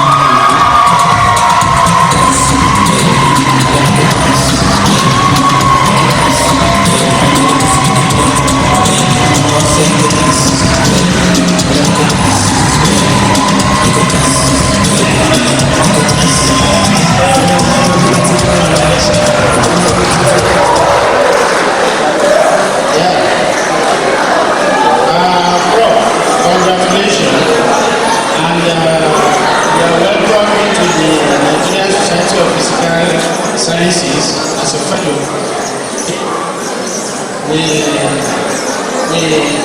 We are in the society, we are recognizing you for your academic contribution to the society, and that is why we are inducting you as a fellow into this society today.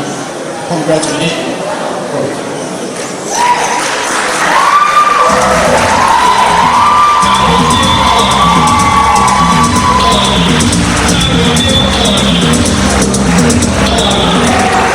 The certificate of fellowship is here presented to Professor Olushola Johnson Ojo.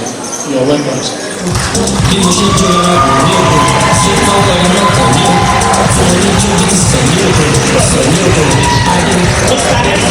I'm a console and I'm so high you can take it. You keep your up with me. Nobody mental you.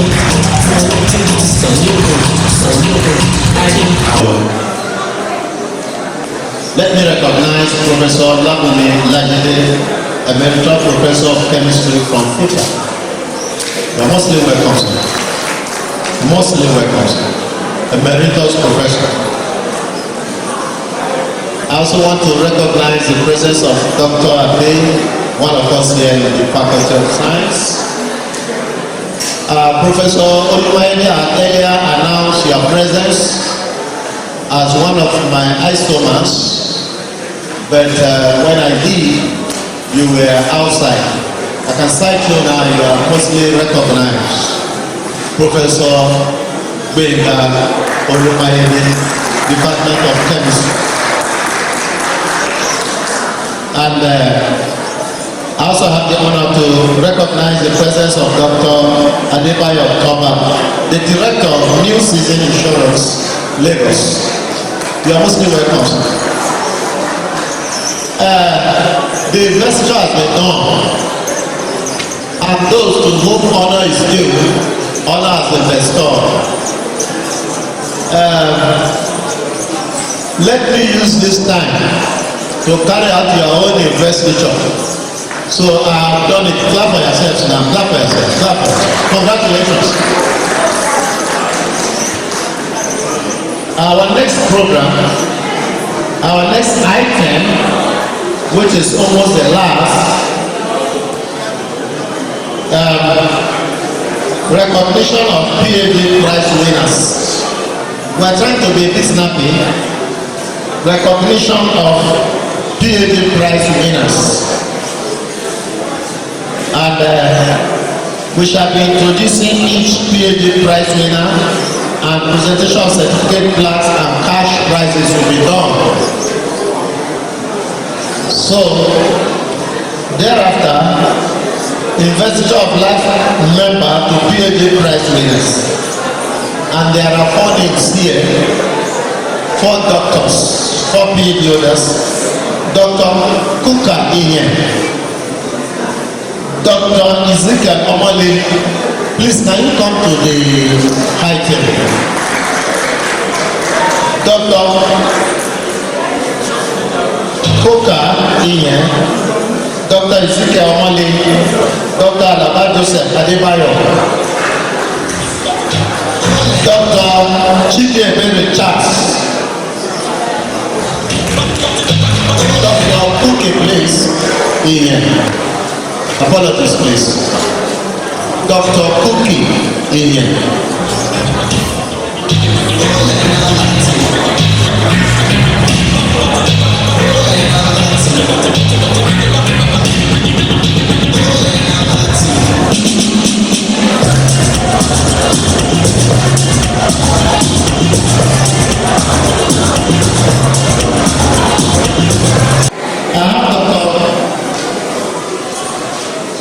Here, Koke here, Dr. Ezekiel Omole, and Dr. Alaba Joseph Adebayo, and Dr. Chidebere.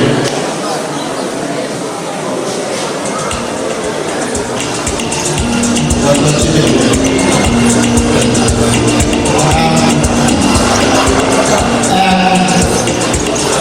Dr. Alaba just walked and met me outside and said I have taught him before. I was perplexed. So I think I'm part of the success story today and I'm excited.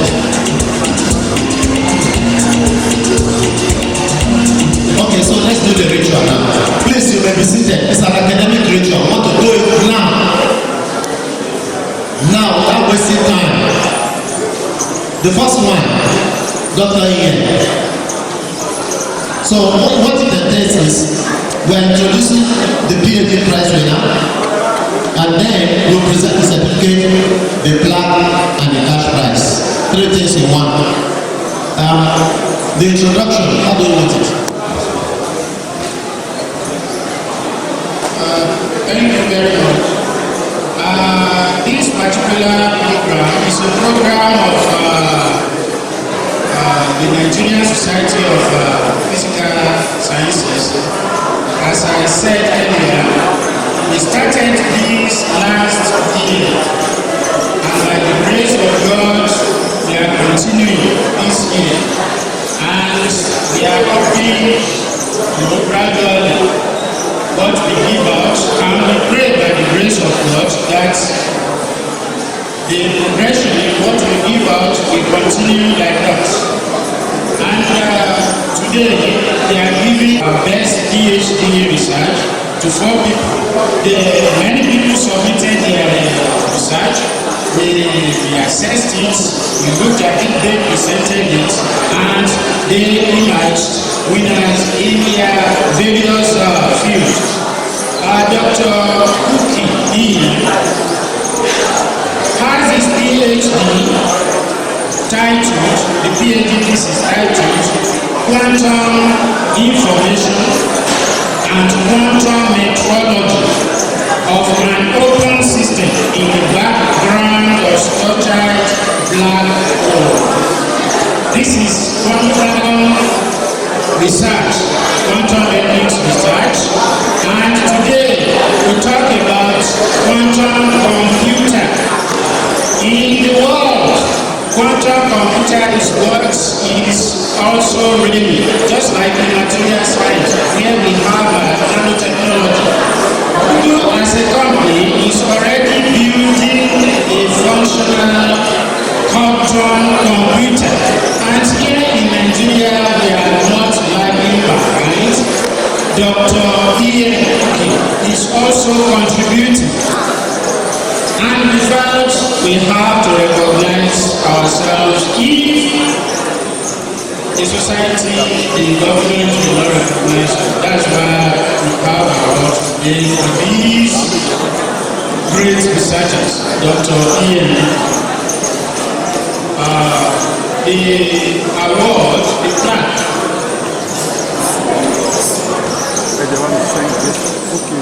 this is the award as a best researcher in quantum physics.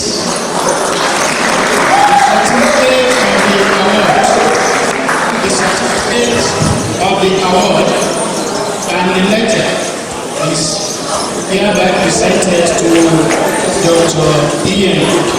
And alongside that, we are inducting Dr. Ian as a live member of the Nigerian Society of Physical Sciences. Today, you are welcome to the society.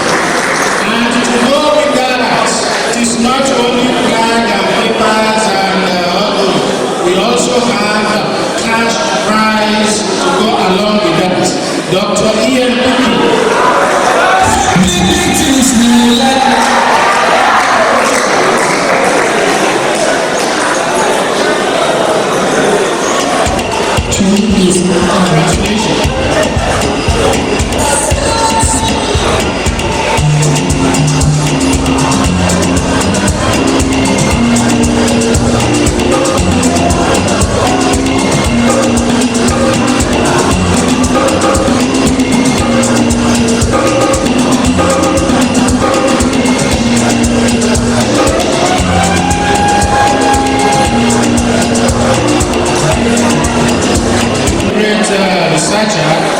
That we are honoring today is Dr. Ezekiel Omole. Dr. Omole, thesis title goes thus: Formulation of Hamlet-based block integrators for the numerical solution of second-order elliptic partial differential equation. This award is given to Dr. Omole in mathematics and statistics. But I want to let us know that this particular field of research cut across the people in physics, quantum mechanics, they benefit from this.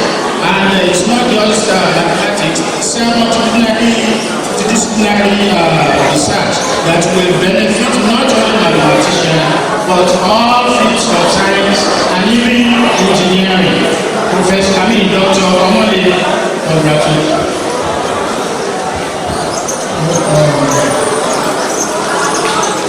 Yes, on behalf of the Nigerian Society of Physical Sciences, I hereby present to you Dr. Ezekiel Oye-Ekiti 2025 Best PhD Thesis Award in Mathematics and Statistics in the name of the Father, and the Son, and of the Holy Ghost. Congratulations.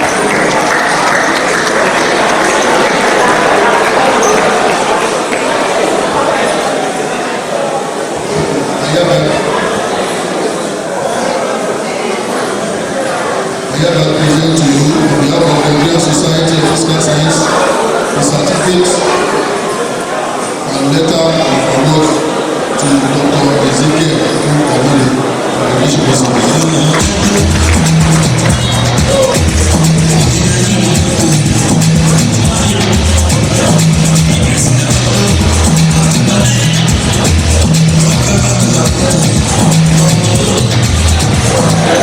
In addition to the plaque and the certificate, we are also inducting Dr. Omole into the Nigerian Society of Physical Sciences as a live member today.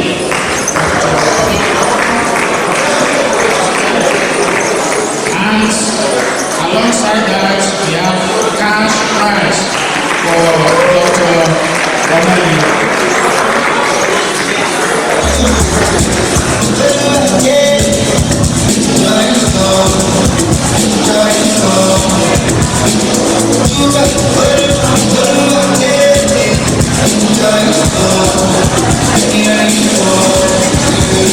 Alright, we move on.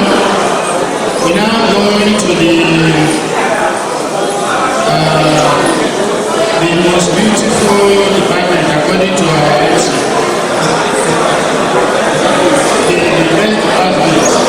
So this award is in chemistry and is going to Dr. Alaba Joseph Adebayo.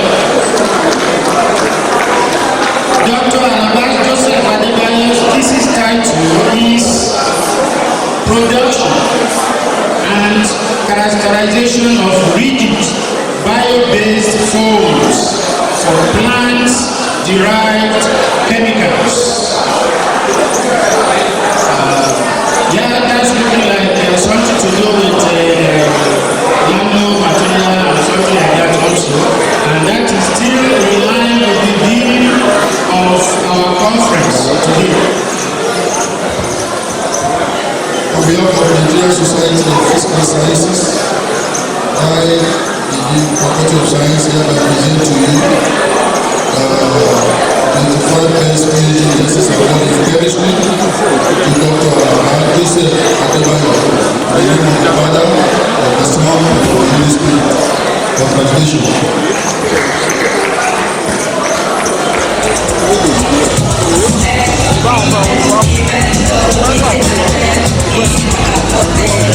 That's now the privilege and honor to present to you the certificate and letter of award to you.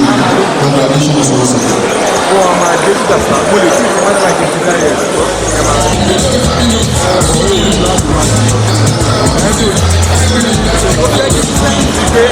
Alongside that, we are also inducting Dr. Adebayo as live member of the Nigerian Society of Physical Sciences.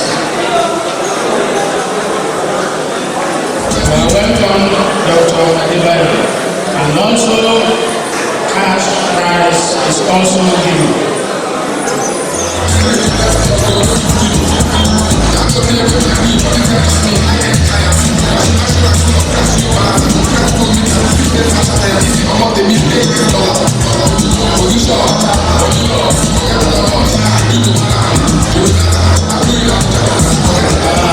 Finally, we have in Geosciences in the person of Dr. Charles Agoha. whose thesis title reads 3D geomechanical characterization of reservoirs of Beta and Fuja fields offshore Niger Delta, Nigeria, using an integrated approach. Dr. Agoha, we are giving you the award for your outstanding research in the field of geoscience. Congratulations. On behalf of the Nigerian Society of Physical Sciences, I have the privilege and honor to present to you Dr. Chidebere Charles Agoha as the best PhD thesis award in Earth Sciences. I present this to you in the name of the Father, of the Son, and of the Holy Spirit. Congratulations.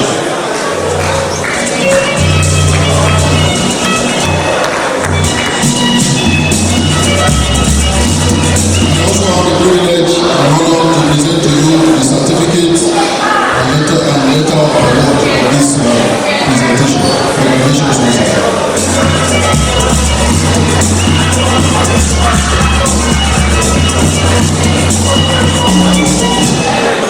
Alongside that, we are also inducting Dr.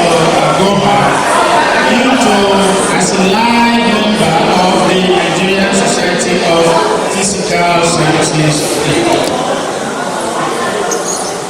Welcome. And going with it is the cash prize. You make me emotional, busting my head, chatting on Instagram, IG,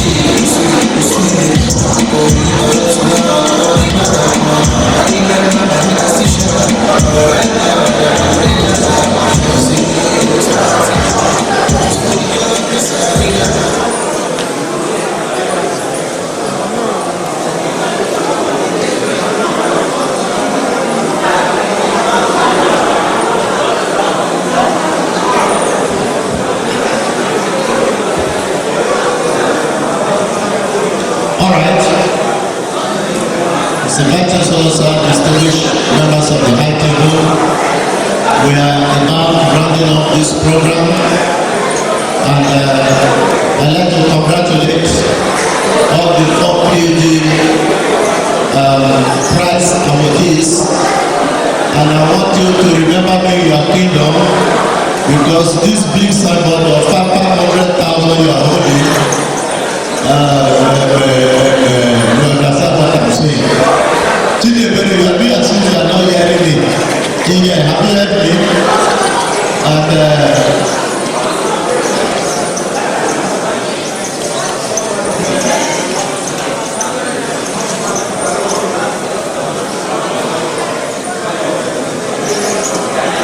And as soon as the program comes to a close, all members of the society should please wait behind in this hall. As well as LUC members, the PhD, you are still celebrating them. Please, in case you don't know, this symbol they are holding, there is something inside them. It's not this symbol they are giving them.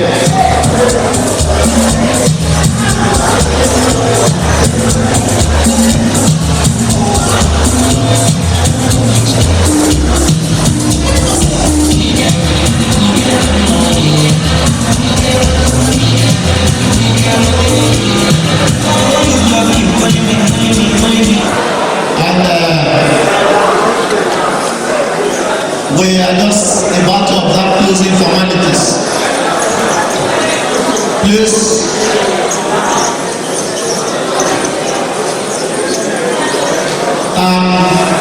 closing for this particular session, because closing will come on Thursday. Tomorrow the action starts. The action that leads to this 500,000 starts tomorrow. And I'm still looking at them. They are doing as if they don't know me, but no problem. So I shall hand over this microphone But before I do that, could I please have the cooperation of everybody to sit down? Please, sit down, please. You know, I was telling you today that chemistry is the best. You did not agree. See, when Coke came in, food chemistry, Chichi followed it, food chemistry, then everything now moved completely to chemistry. All those who are in physics, maths, geology, geophysics, they have all moved to chemistry. Congratulations, chemistry department and chemistry people. Thank you very much. I know that we have many enemies here, but I'm not going to worry.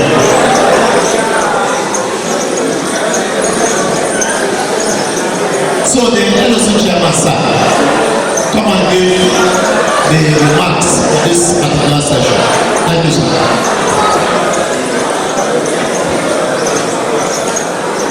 Ladies and gentlemen, I want us to know that this program continues tomorrow.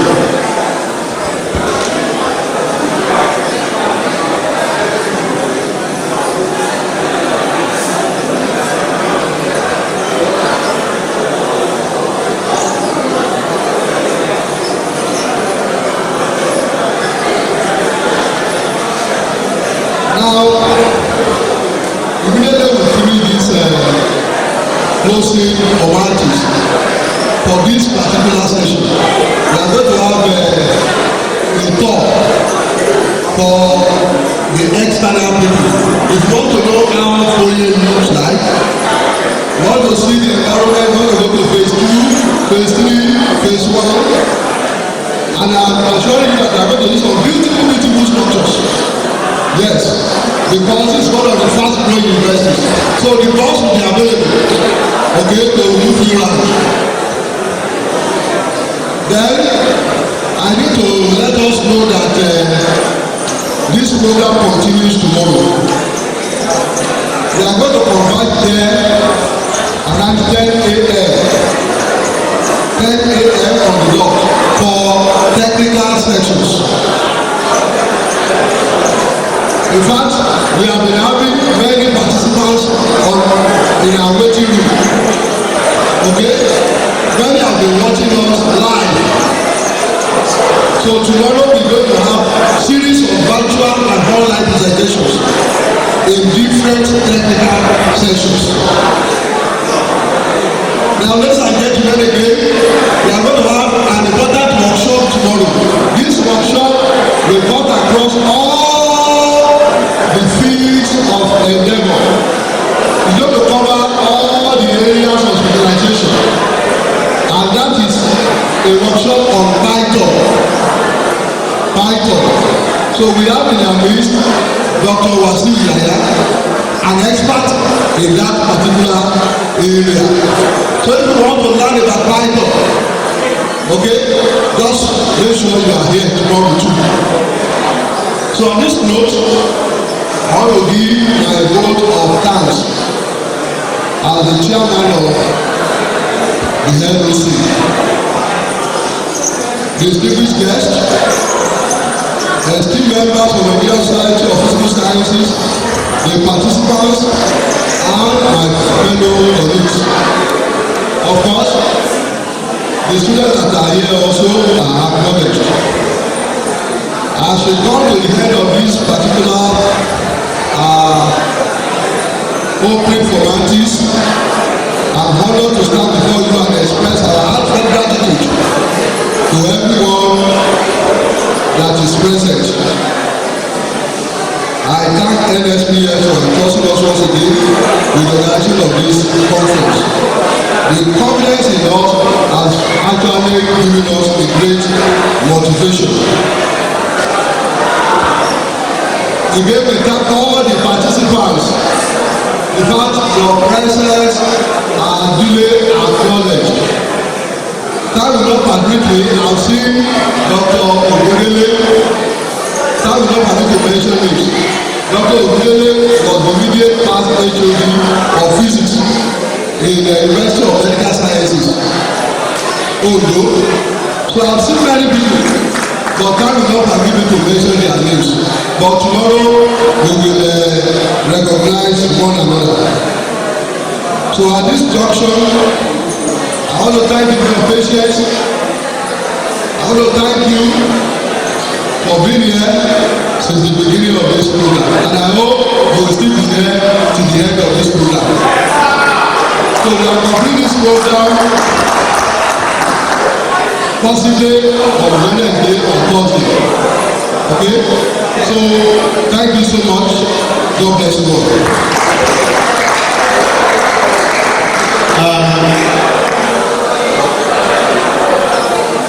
The members of the LOC, the Executive Council, the new awardees, the new fellows, and all participants of this particular conference, as well as the entire members of the society, are expected to please wait behind for just 1 minute. And in the closing formalities, I shall ask, because this program started with the word of prayer, and we shall end it with the word of prayer. And Abdul Malik, first Abdul Malik, and he will pray for us.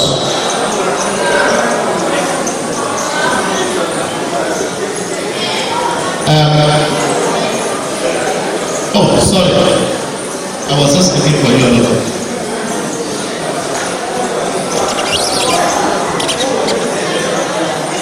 We thank God that He has granted us the merit for us to start the program to this end.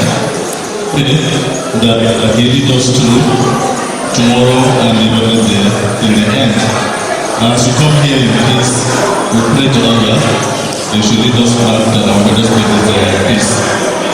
Thank you. The anthems, you reverse order, then we wait. Thank you. God bless you.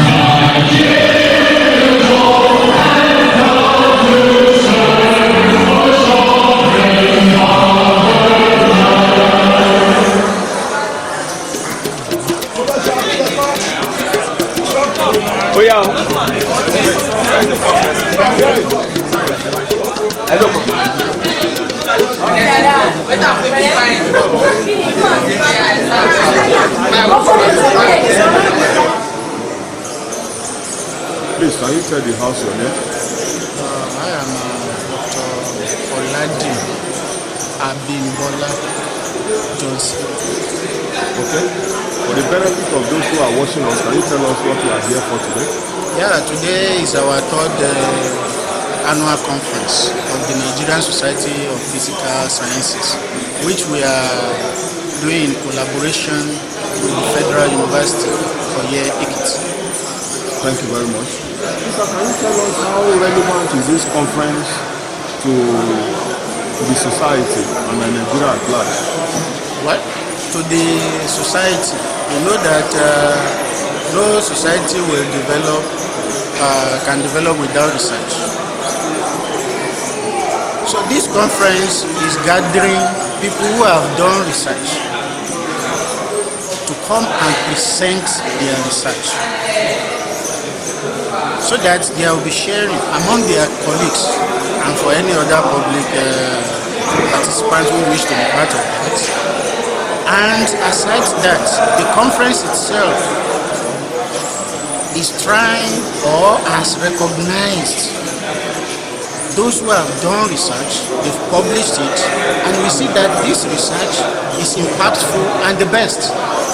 So during the conference, we gave award to best PhD researchers in the field of mathematics and statistics, in the field of physics, in the field of geosciences, computer science.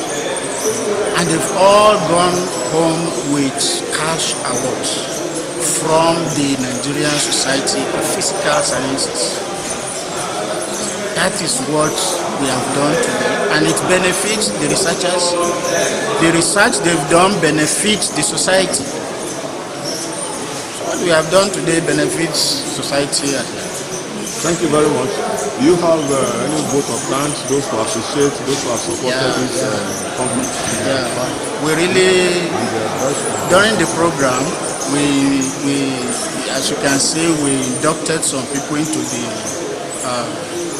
fellows, we gave them fellows award. So they were inducted into the society as a fellow. And those fellows, they serve as our fathers and mothers. Our fellows, we do not give them money. Neither do we collect money. We give them the fellows based on their outstanding achievements, and we believe that their wealth of knowledge can contribute to the growth of the society. So we wish to thank them, those we've given fellows to today, the new ones, and the old ones. For instance, one of our honorary fellows, who is a vice chancellor of a university, that is Professor Shehu Abdurrahman, the vice chancellor of the Federal University of Lafayette. We wrote to him, he gave us something towards this award. We wish to seriously, very seriously appreciate him. All the students that came, all the LOC that organized this conference together with us, we wish to appreciate them, and most importantly, we wish to appreciate the Vice Chancellor of Federal University Oye-Ekiti for his support. He was here. We all had him. He has been supporting us from the beginning, and he came, showing that he is fully in support of the conference. We seriously appreciate him. Thank you. Thank you very much.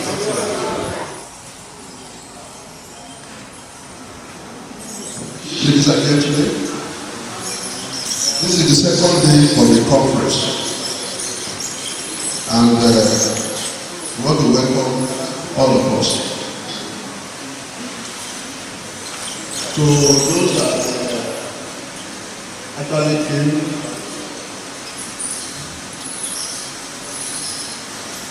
from far places, I want to say good morning to you. Shall we pray? Our Heavenly Father, we thank you this morning. We worship you. We adore you. Thank you for how far you have led us through. Thank you for what you have done yesterday. And as we are beginning this morning program, Father, we commit ourselves into your hands and everything we are going to do today. And we pray that whatever we are going to do, Father, it will be impactful to us and to the system at large. And at the end, we have every course to glorify our through Christ and Lord. We want to go into the plenary session.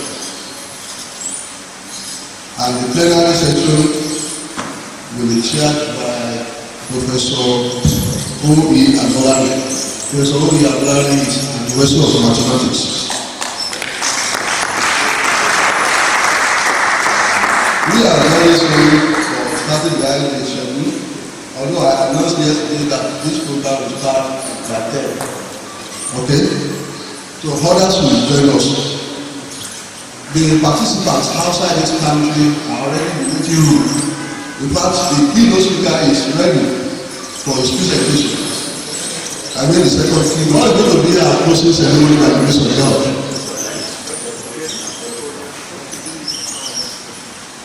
So after the answering on Python, we will go for the lunch, and after the lunch, we will go for our technical sessions. Then on the high table, we have Professor Oye-Ekiti, who is going to give the laboratory for this plenary session. Professor Oye-Ekiti is a professor of chemistry. We always call him scientific man. So it's going to be the rapporteur. So once again, we welcome the participants from those are credits of this country. We also welcome the participants outside this country. So permit me at this junction to hand over this microphone to the chairman of this plenary section, Professor Oye-Ekiti. Enjoy your stay and get back home safely after the conference. So we commence the plenary session now, while we introduce the key speaker or the keynote speaker for today. I hope we have projected the speaker. The key speaker for today is one of us all the way from South Africa by the name Dr. FUOYE Morris Nelana. So we hand over to Professor Ekiti to give us the citation of our keynote speaker for this plenary session. Thank you, Professor. Of the Nigerian Society of Physical Sciences. I want to ask Dr. FUOYE, you can hear us clearly, sir. Can you hear us, sir? Kindly unmute yourself, sir. Can you kindly unmute yourself? Yeah. Can you hear us now, sir? Yes, we can hear you, but it's not audible enough. South Africa. Now, let me read the citation of Professor FUOYE Speech-Lenana. Dr. FUOYE Speech-Lenana is the Deputy Vice Chancellor for Research, Innovation, Commercialization and Internationalization at the Federal University of Technology from November 2024. After acting in the same position for more than 2 years, from October 2023 to February 2024, he acted as the interim Vice Chancellor and Principal at FUOYE. Since 2016, he served as the Executive Director for Technology Transfer and Innovation and Director for Research and Postgraduate Studies at FUOYE. He joined FUOYE as a chemistry lecturer in 2008 and was promoted to senior lecturer in 2009. At FUOYE, he played the role of faculty research chairperson. Sorry, I think you are trying to say something to us. We can't hear you. Dr. FUOYE Speech-Lenana is the Deputy Vice Chancellor for Research, Innovation, Commercialization and Internationalization at Federal University of Technology from November 2024 after acting in the same position for more than 2 years. From October 2023 to February 2024, he acted as the interim Vice Chancellor and Principal at VUT. Since 2016, he served as the Executive Director for Technology Transfer and Innovation and Director for Research and Postgraduate Studies at VUT. He joined VUT as a chemistry lecturer in 2008 and was promoted to senior lecturer in 2009. At VUT, he played the role of faculty research chairperson and postgraduate administrator. And in 2013, he joined the Cape Peninsula University of Technology, where I happened to meet him for the first time as the head of research in the Faculty of Applied Sciences. In 2016, he was referred by the VUT to take up the position of the Director of Research and Postgraduate Studies. Dr. Leana holds a PhD in chemistry from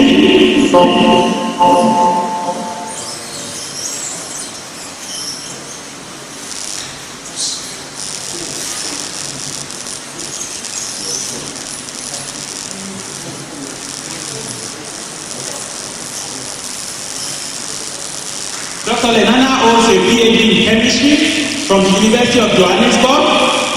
He is a chemist by training and has published widely in this field.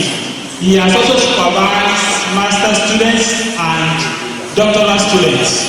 His research interests include the use of nanotechnology in environmental sciences.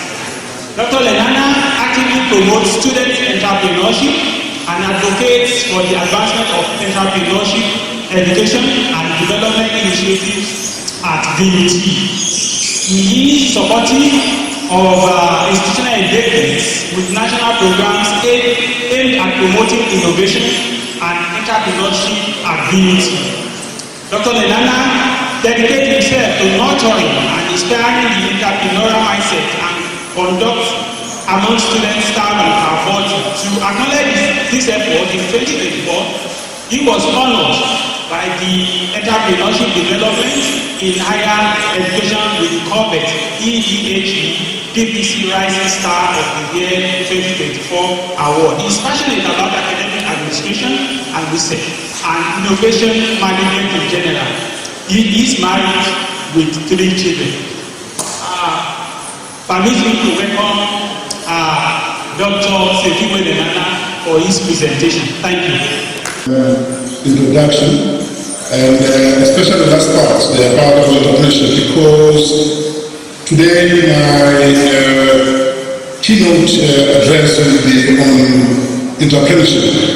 I've titled my speech to be called Driving Inclusive Growth Through Student Entrepreneurship at Universities. Before I do that, I'd like to welcome all of you. Thank you for the opportunity. But I wish to acknowledge the following honorable guests.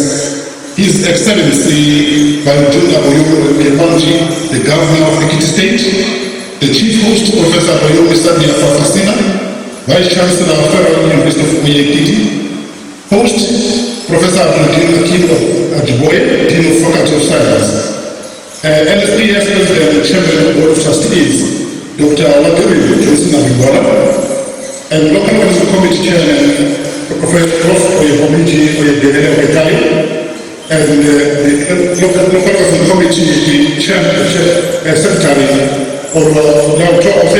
Joshua Dere, Acting Head of Global Physics.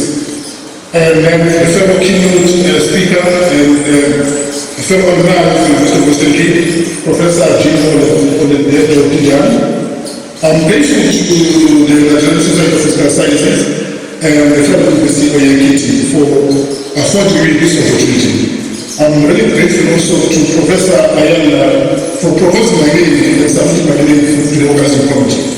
But the potential social traumas, pressing social challenge. When a young person from a township develops a certain agricultural tool to manage water and fertilizer roots, or when a student creates digital platform to connect rural artisans with global markets, these are not just individual success, they are model for inclusive economic development. There are models, I repeat, there are models of inclusive economic development. So how do we turn this vision into reality? This requires a multifaceted approach, and university must take it in. Number one, first we must do this, design our academic programs to integrate practical education and application skills. The digital age has brought about unprecedented opportunities with artificial intelligence and digitalization transforming industries and empowering individuals. Universities must leverage these technologies to invest in skills and funding. We must cultivate a culture that values entrepreneurship. This means encouraging risk-taking and viewing failure not as a setback, but as an essential element.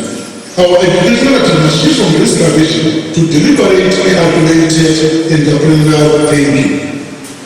We need to inspire to see entrepreneurship as a viable and rewarding path. Now I come to ventures that have taken historical examples that have taken place in South Africa. The next few minutes I will spend time giving examples from South African side. There is University of South Africa is a representative association of the 26 public universities in South Africa. It's made up of all universities in South Africa public, and is making their main led by the Vice Chancellor and principals of those universities. One key focus areas is entrepreneurship development in higher education. I repeat, one of the arms of University of South Africa is entrepreneurship development in higher education. They happen to award me last year, I think was mentioned. So as a rising star. The aims of the heart of entrepreneurship in higher education are aimed at promoting student entrepreneurship, supporting university-based enterprises, and strengthening entrepreneurial thinking in country. That is the main purpose of EDHE as it is abbreviated. EDHE was launched in 2016 and is managed by USAF in collaboration with the Department of Education and Training in South Africa. Now, just to mention the things that they do.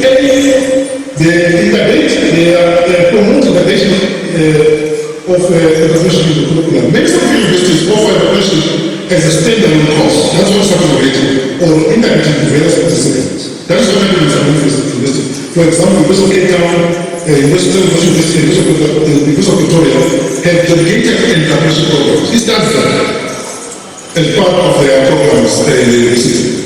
Also, some universities establish business incubators and startup support programs. Entrepreneurship, there are entrepreneurship incubators. Institutions such as University of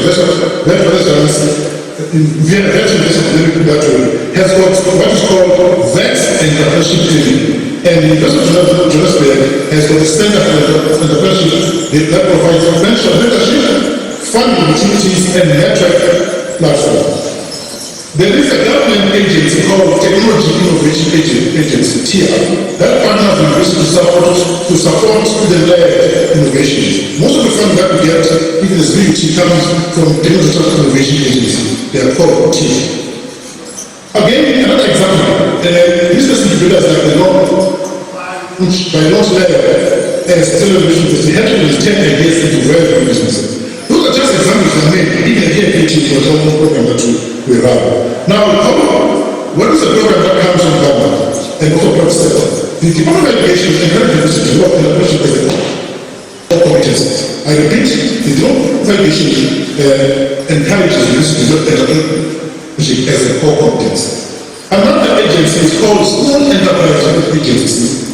And another one that is also supported by government is called NYT, that stands for National Youth Development Agency. They provide funding and training to student entrepreneurs. Challenges that they face vibrant and resilient for our country.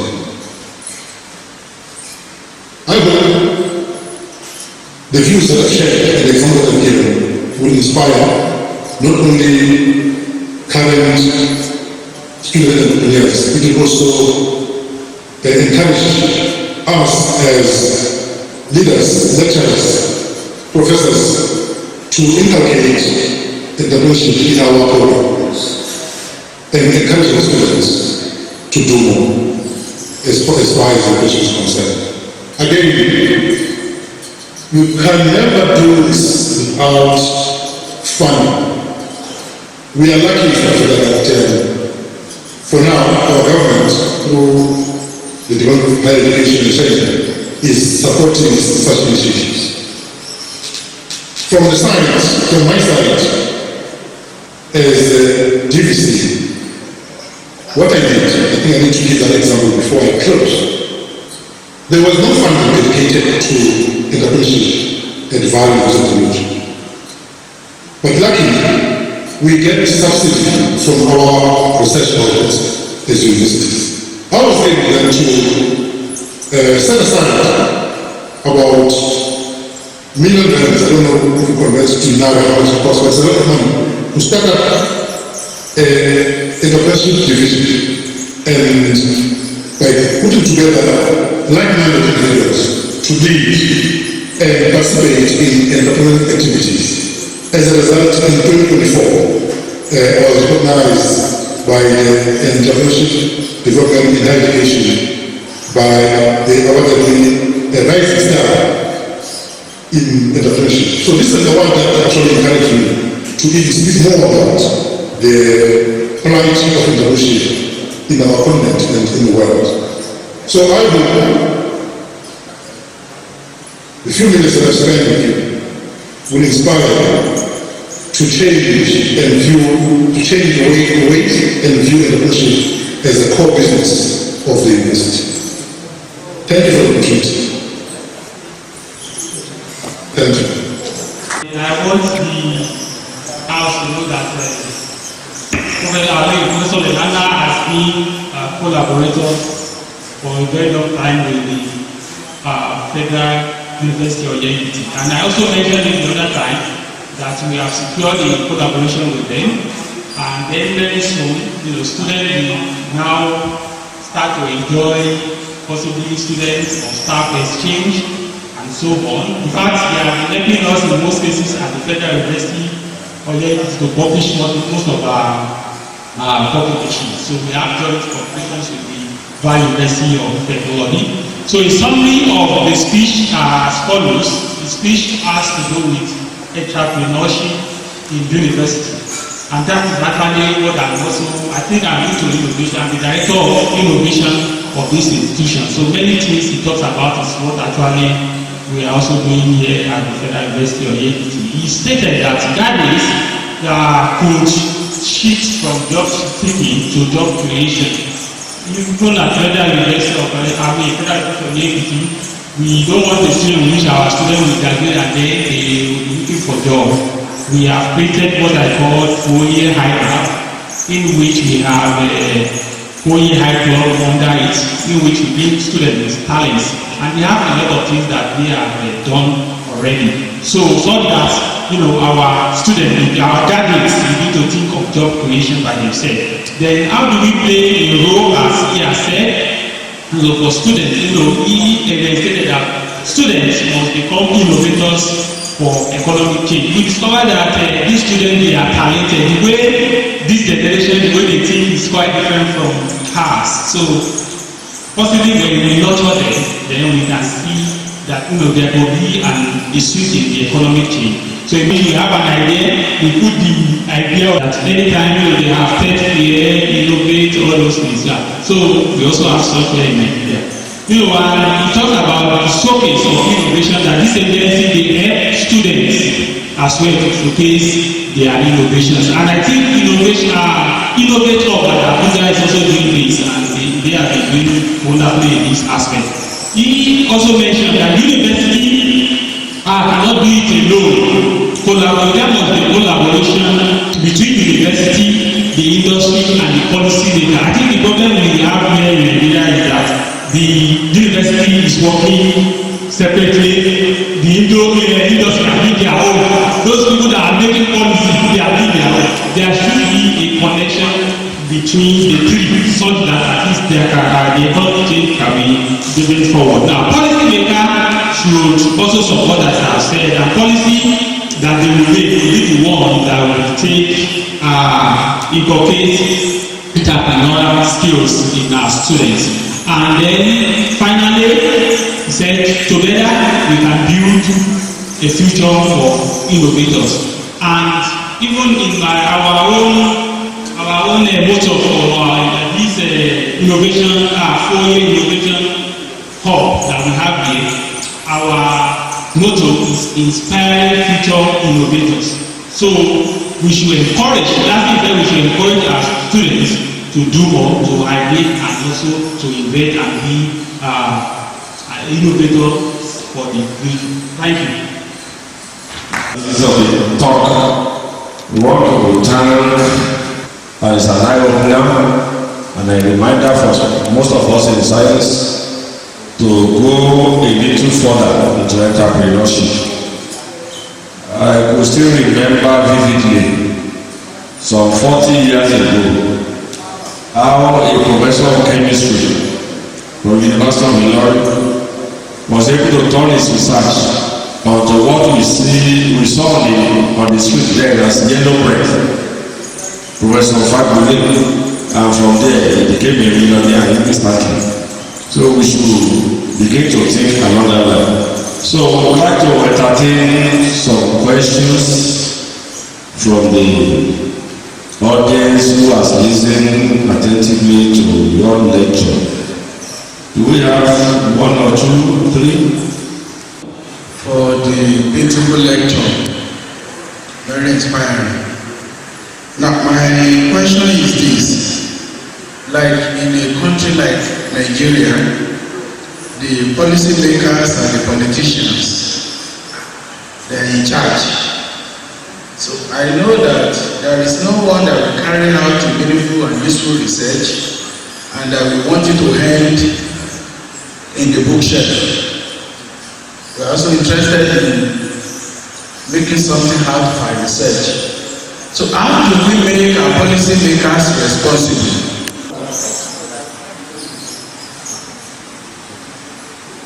Is anybody asking any question again?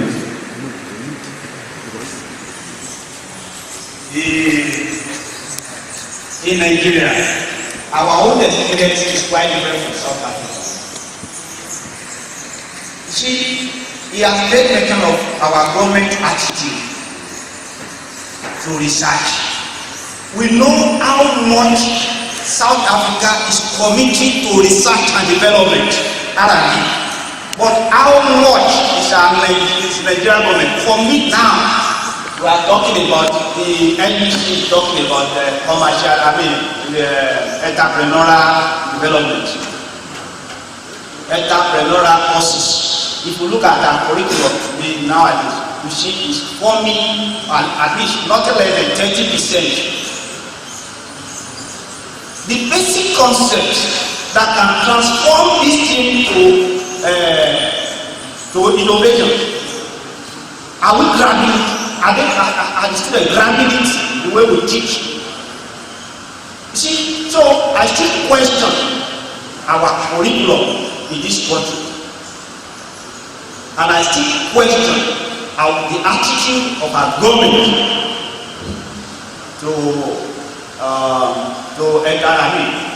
innovations, research and development. So when somebody else outside is sharing his experience with us, I want us to go back, look at our own situation. Is our situation allowed for it? That's my comment. Thank you. Any other one before we hand over to our keynote speaker? You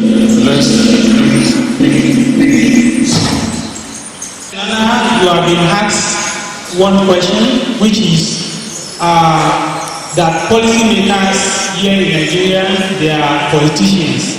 The question now is, how do you make politicians to be responsible in South Africa? How do you do it? Thank you. The way things are. If you remember, when we got our independence and we voted 1994, this is called the Federation for Foundation for Research and Development, FRD. And then when the new government came in, they changed that to Child Research Foundation to make sure that we convert the things that were happening, or convert things for the better for the black universities. And one other thing that they did was to incentivize research. So here in South Africa, if you publish in accredited journal or top tier journal, you get money as a university, and that the money can also be distributed to others. But now the question is, how do the South African politicians allow, because the money comes from the government? I think one of the things that as part of the strategy, one of the things that I think the ANC and others were focusing on was the development of an African child. So possibly we're lucky that the politicians at the time saw research, because innovation is a new thing, but as research, they saw research as a means to convert or to improve the life of their child. So to me, I wouldn't wait for politicians. I would have university must take it. Let's not wait for politicians. There were some of the activities that I mentioned. The intervention in higher education is only new. It was still the 2016. I just give an example.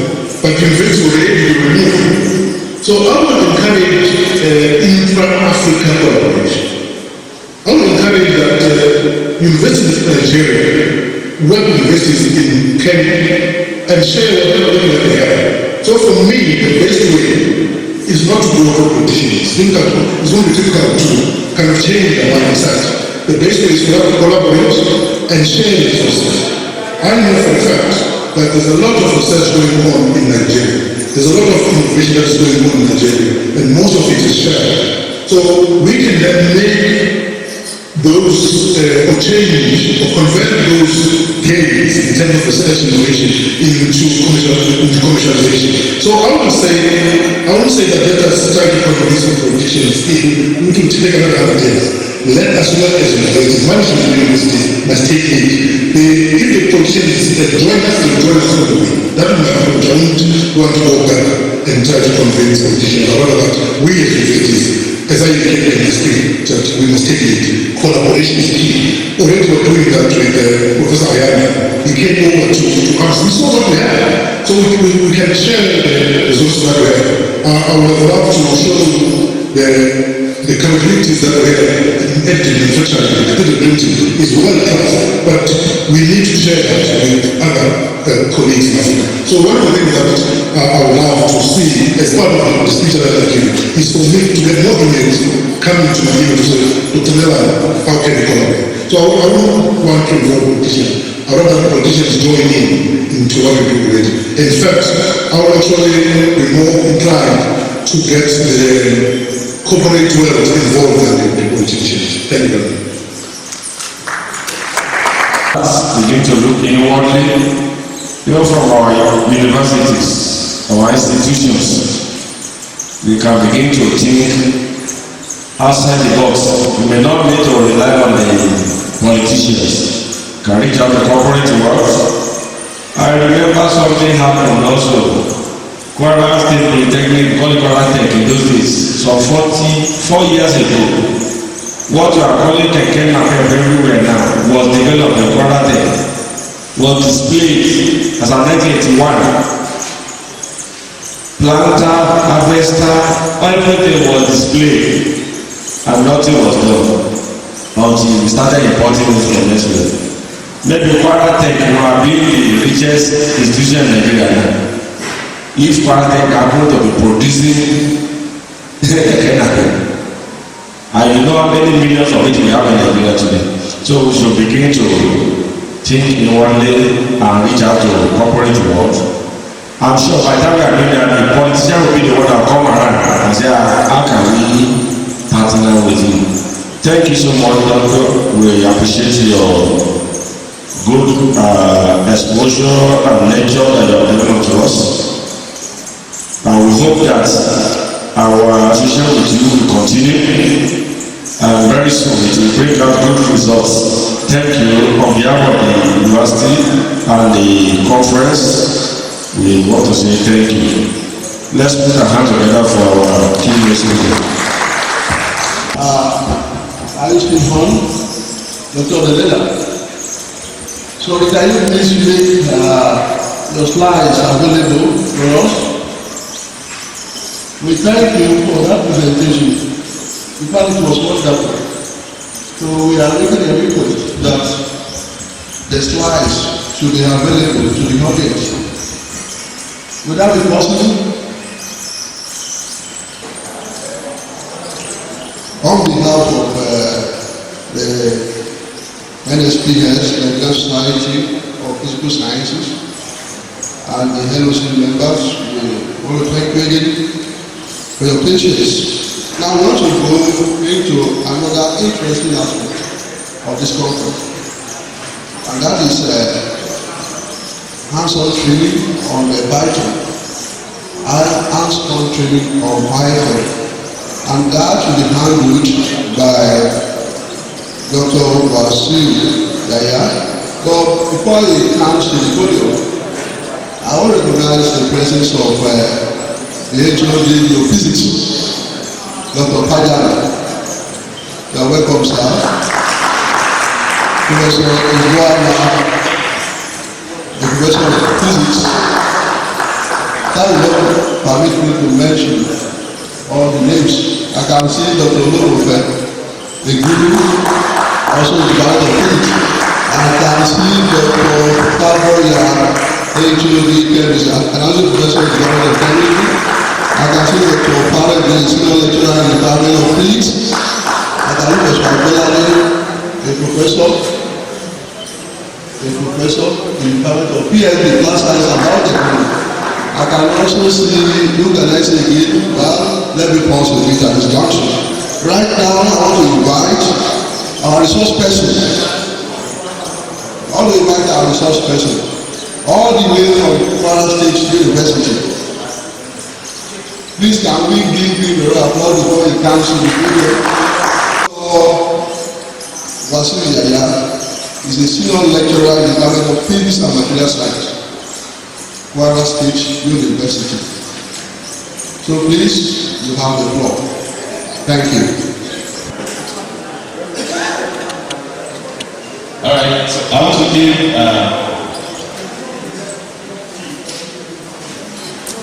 action training on physics of Python, programming language or scientific computing. Usually for the introductory part, it requires like 20 hours of lectures, at least 20 hours of lecture. But today we'll just give a bit about that's the basics that I want you to know about Python. I have shared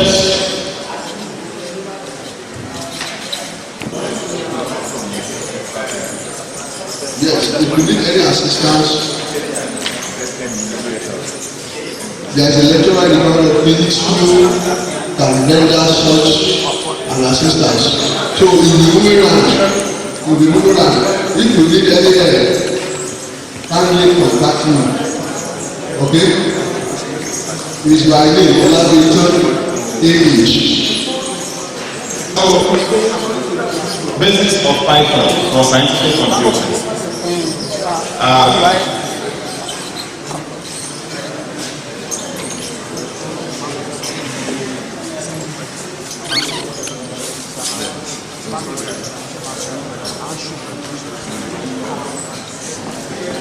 All right. So in this course, so I'll talk about basics of Python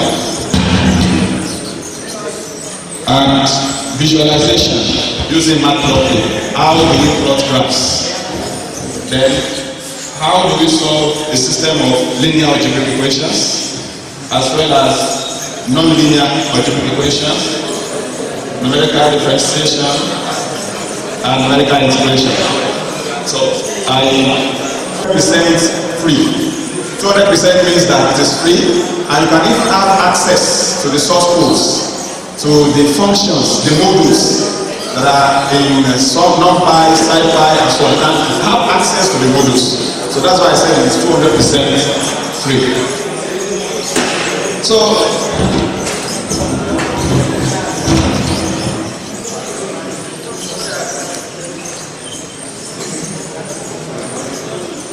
I'll share this note with everyone, okay, in the group. I only give it to the CIT guys. So you all have access to this course and this note in general. This is the Jupyter notebook. So there are many programmers, many people working on machine learning. They write their codes using Jupyter Lab or Jupyter notebook. Okay, but for beginners, I often recommend using Spider. Why? Because with Spider, if there's an error in your code, Spider will point to the error, will put a mark on the line that on this line, on line 6, there is an error. There is an error. So that is why I strongly recommend for beginners to use Spider. It will ease your affair. So let's start with type of numbers in MATLAB and in Python. Python can handle integers, floating point numbers, as well as complex numbers. And basic arithmetic in Python: addition, plus sign, subtraction, minus sign, multiplication, star, floating point division, that's normal regular division. Then we have integer division. I will explain the difference between floating point division and integer division.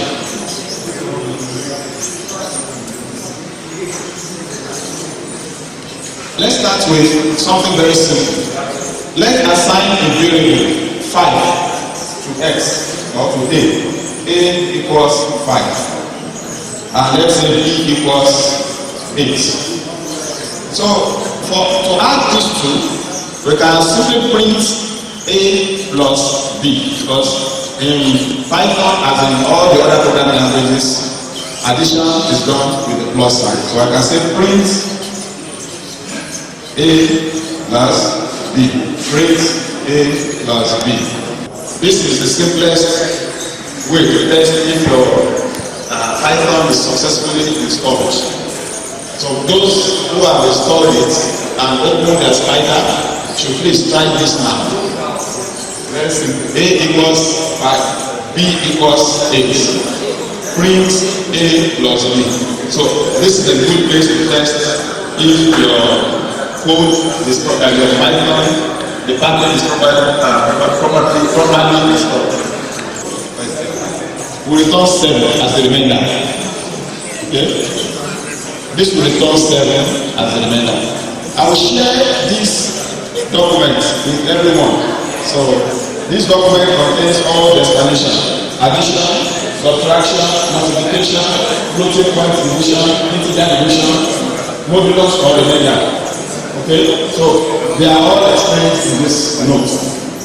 And the last, among the basic Python arithmetic operator is the exponentiation symbol. That's double star. A single star is for products.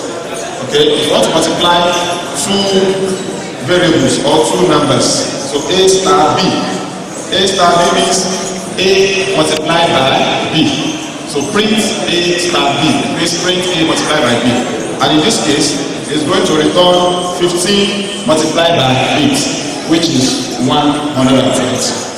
So because these elementary stuff, they are very, very important. If you know these basic operations, then you can do any coding. For those in mathematics, you have numerical algorithms. One can write his own numerical algorithm in Python. It's not compulsory you use already written functions to do with your numerical differentiation or integration or ordinary differential equation. Okay, so if you know the algorithm, okay, the code, the formula to evaluate maybe an integration, then you can write the function for it in Python and start using it. Okay, so how will you know that? You have to know these basic stuff. How do you add, subtract, multiply, divide, floating point division, integer division, multiplication, and exponentiation.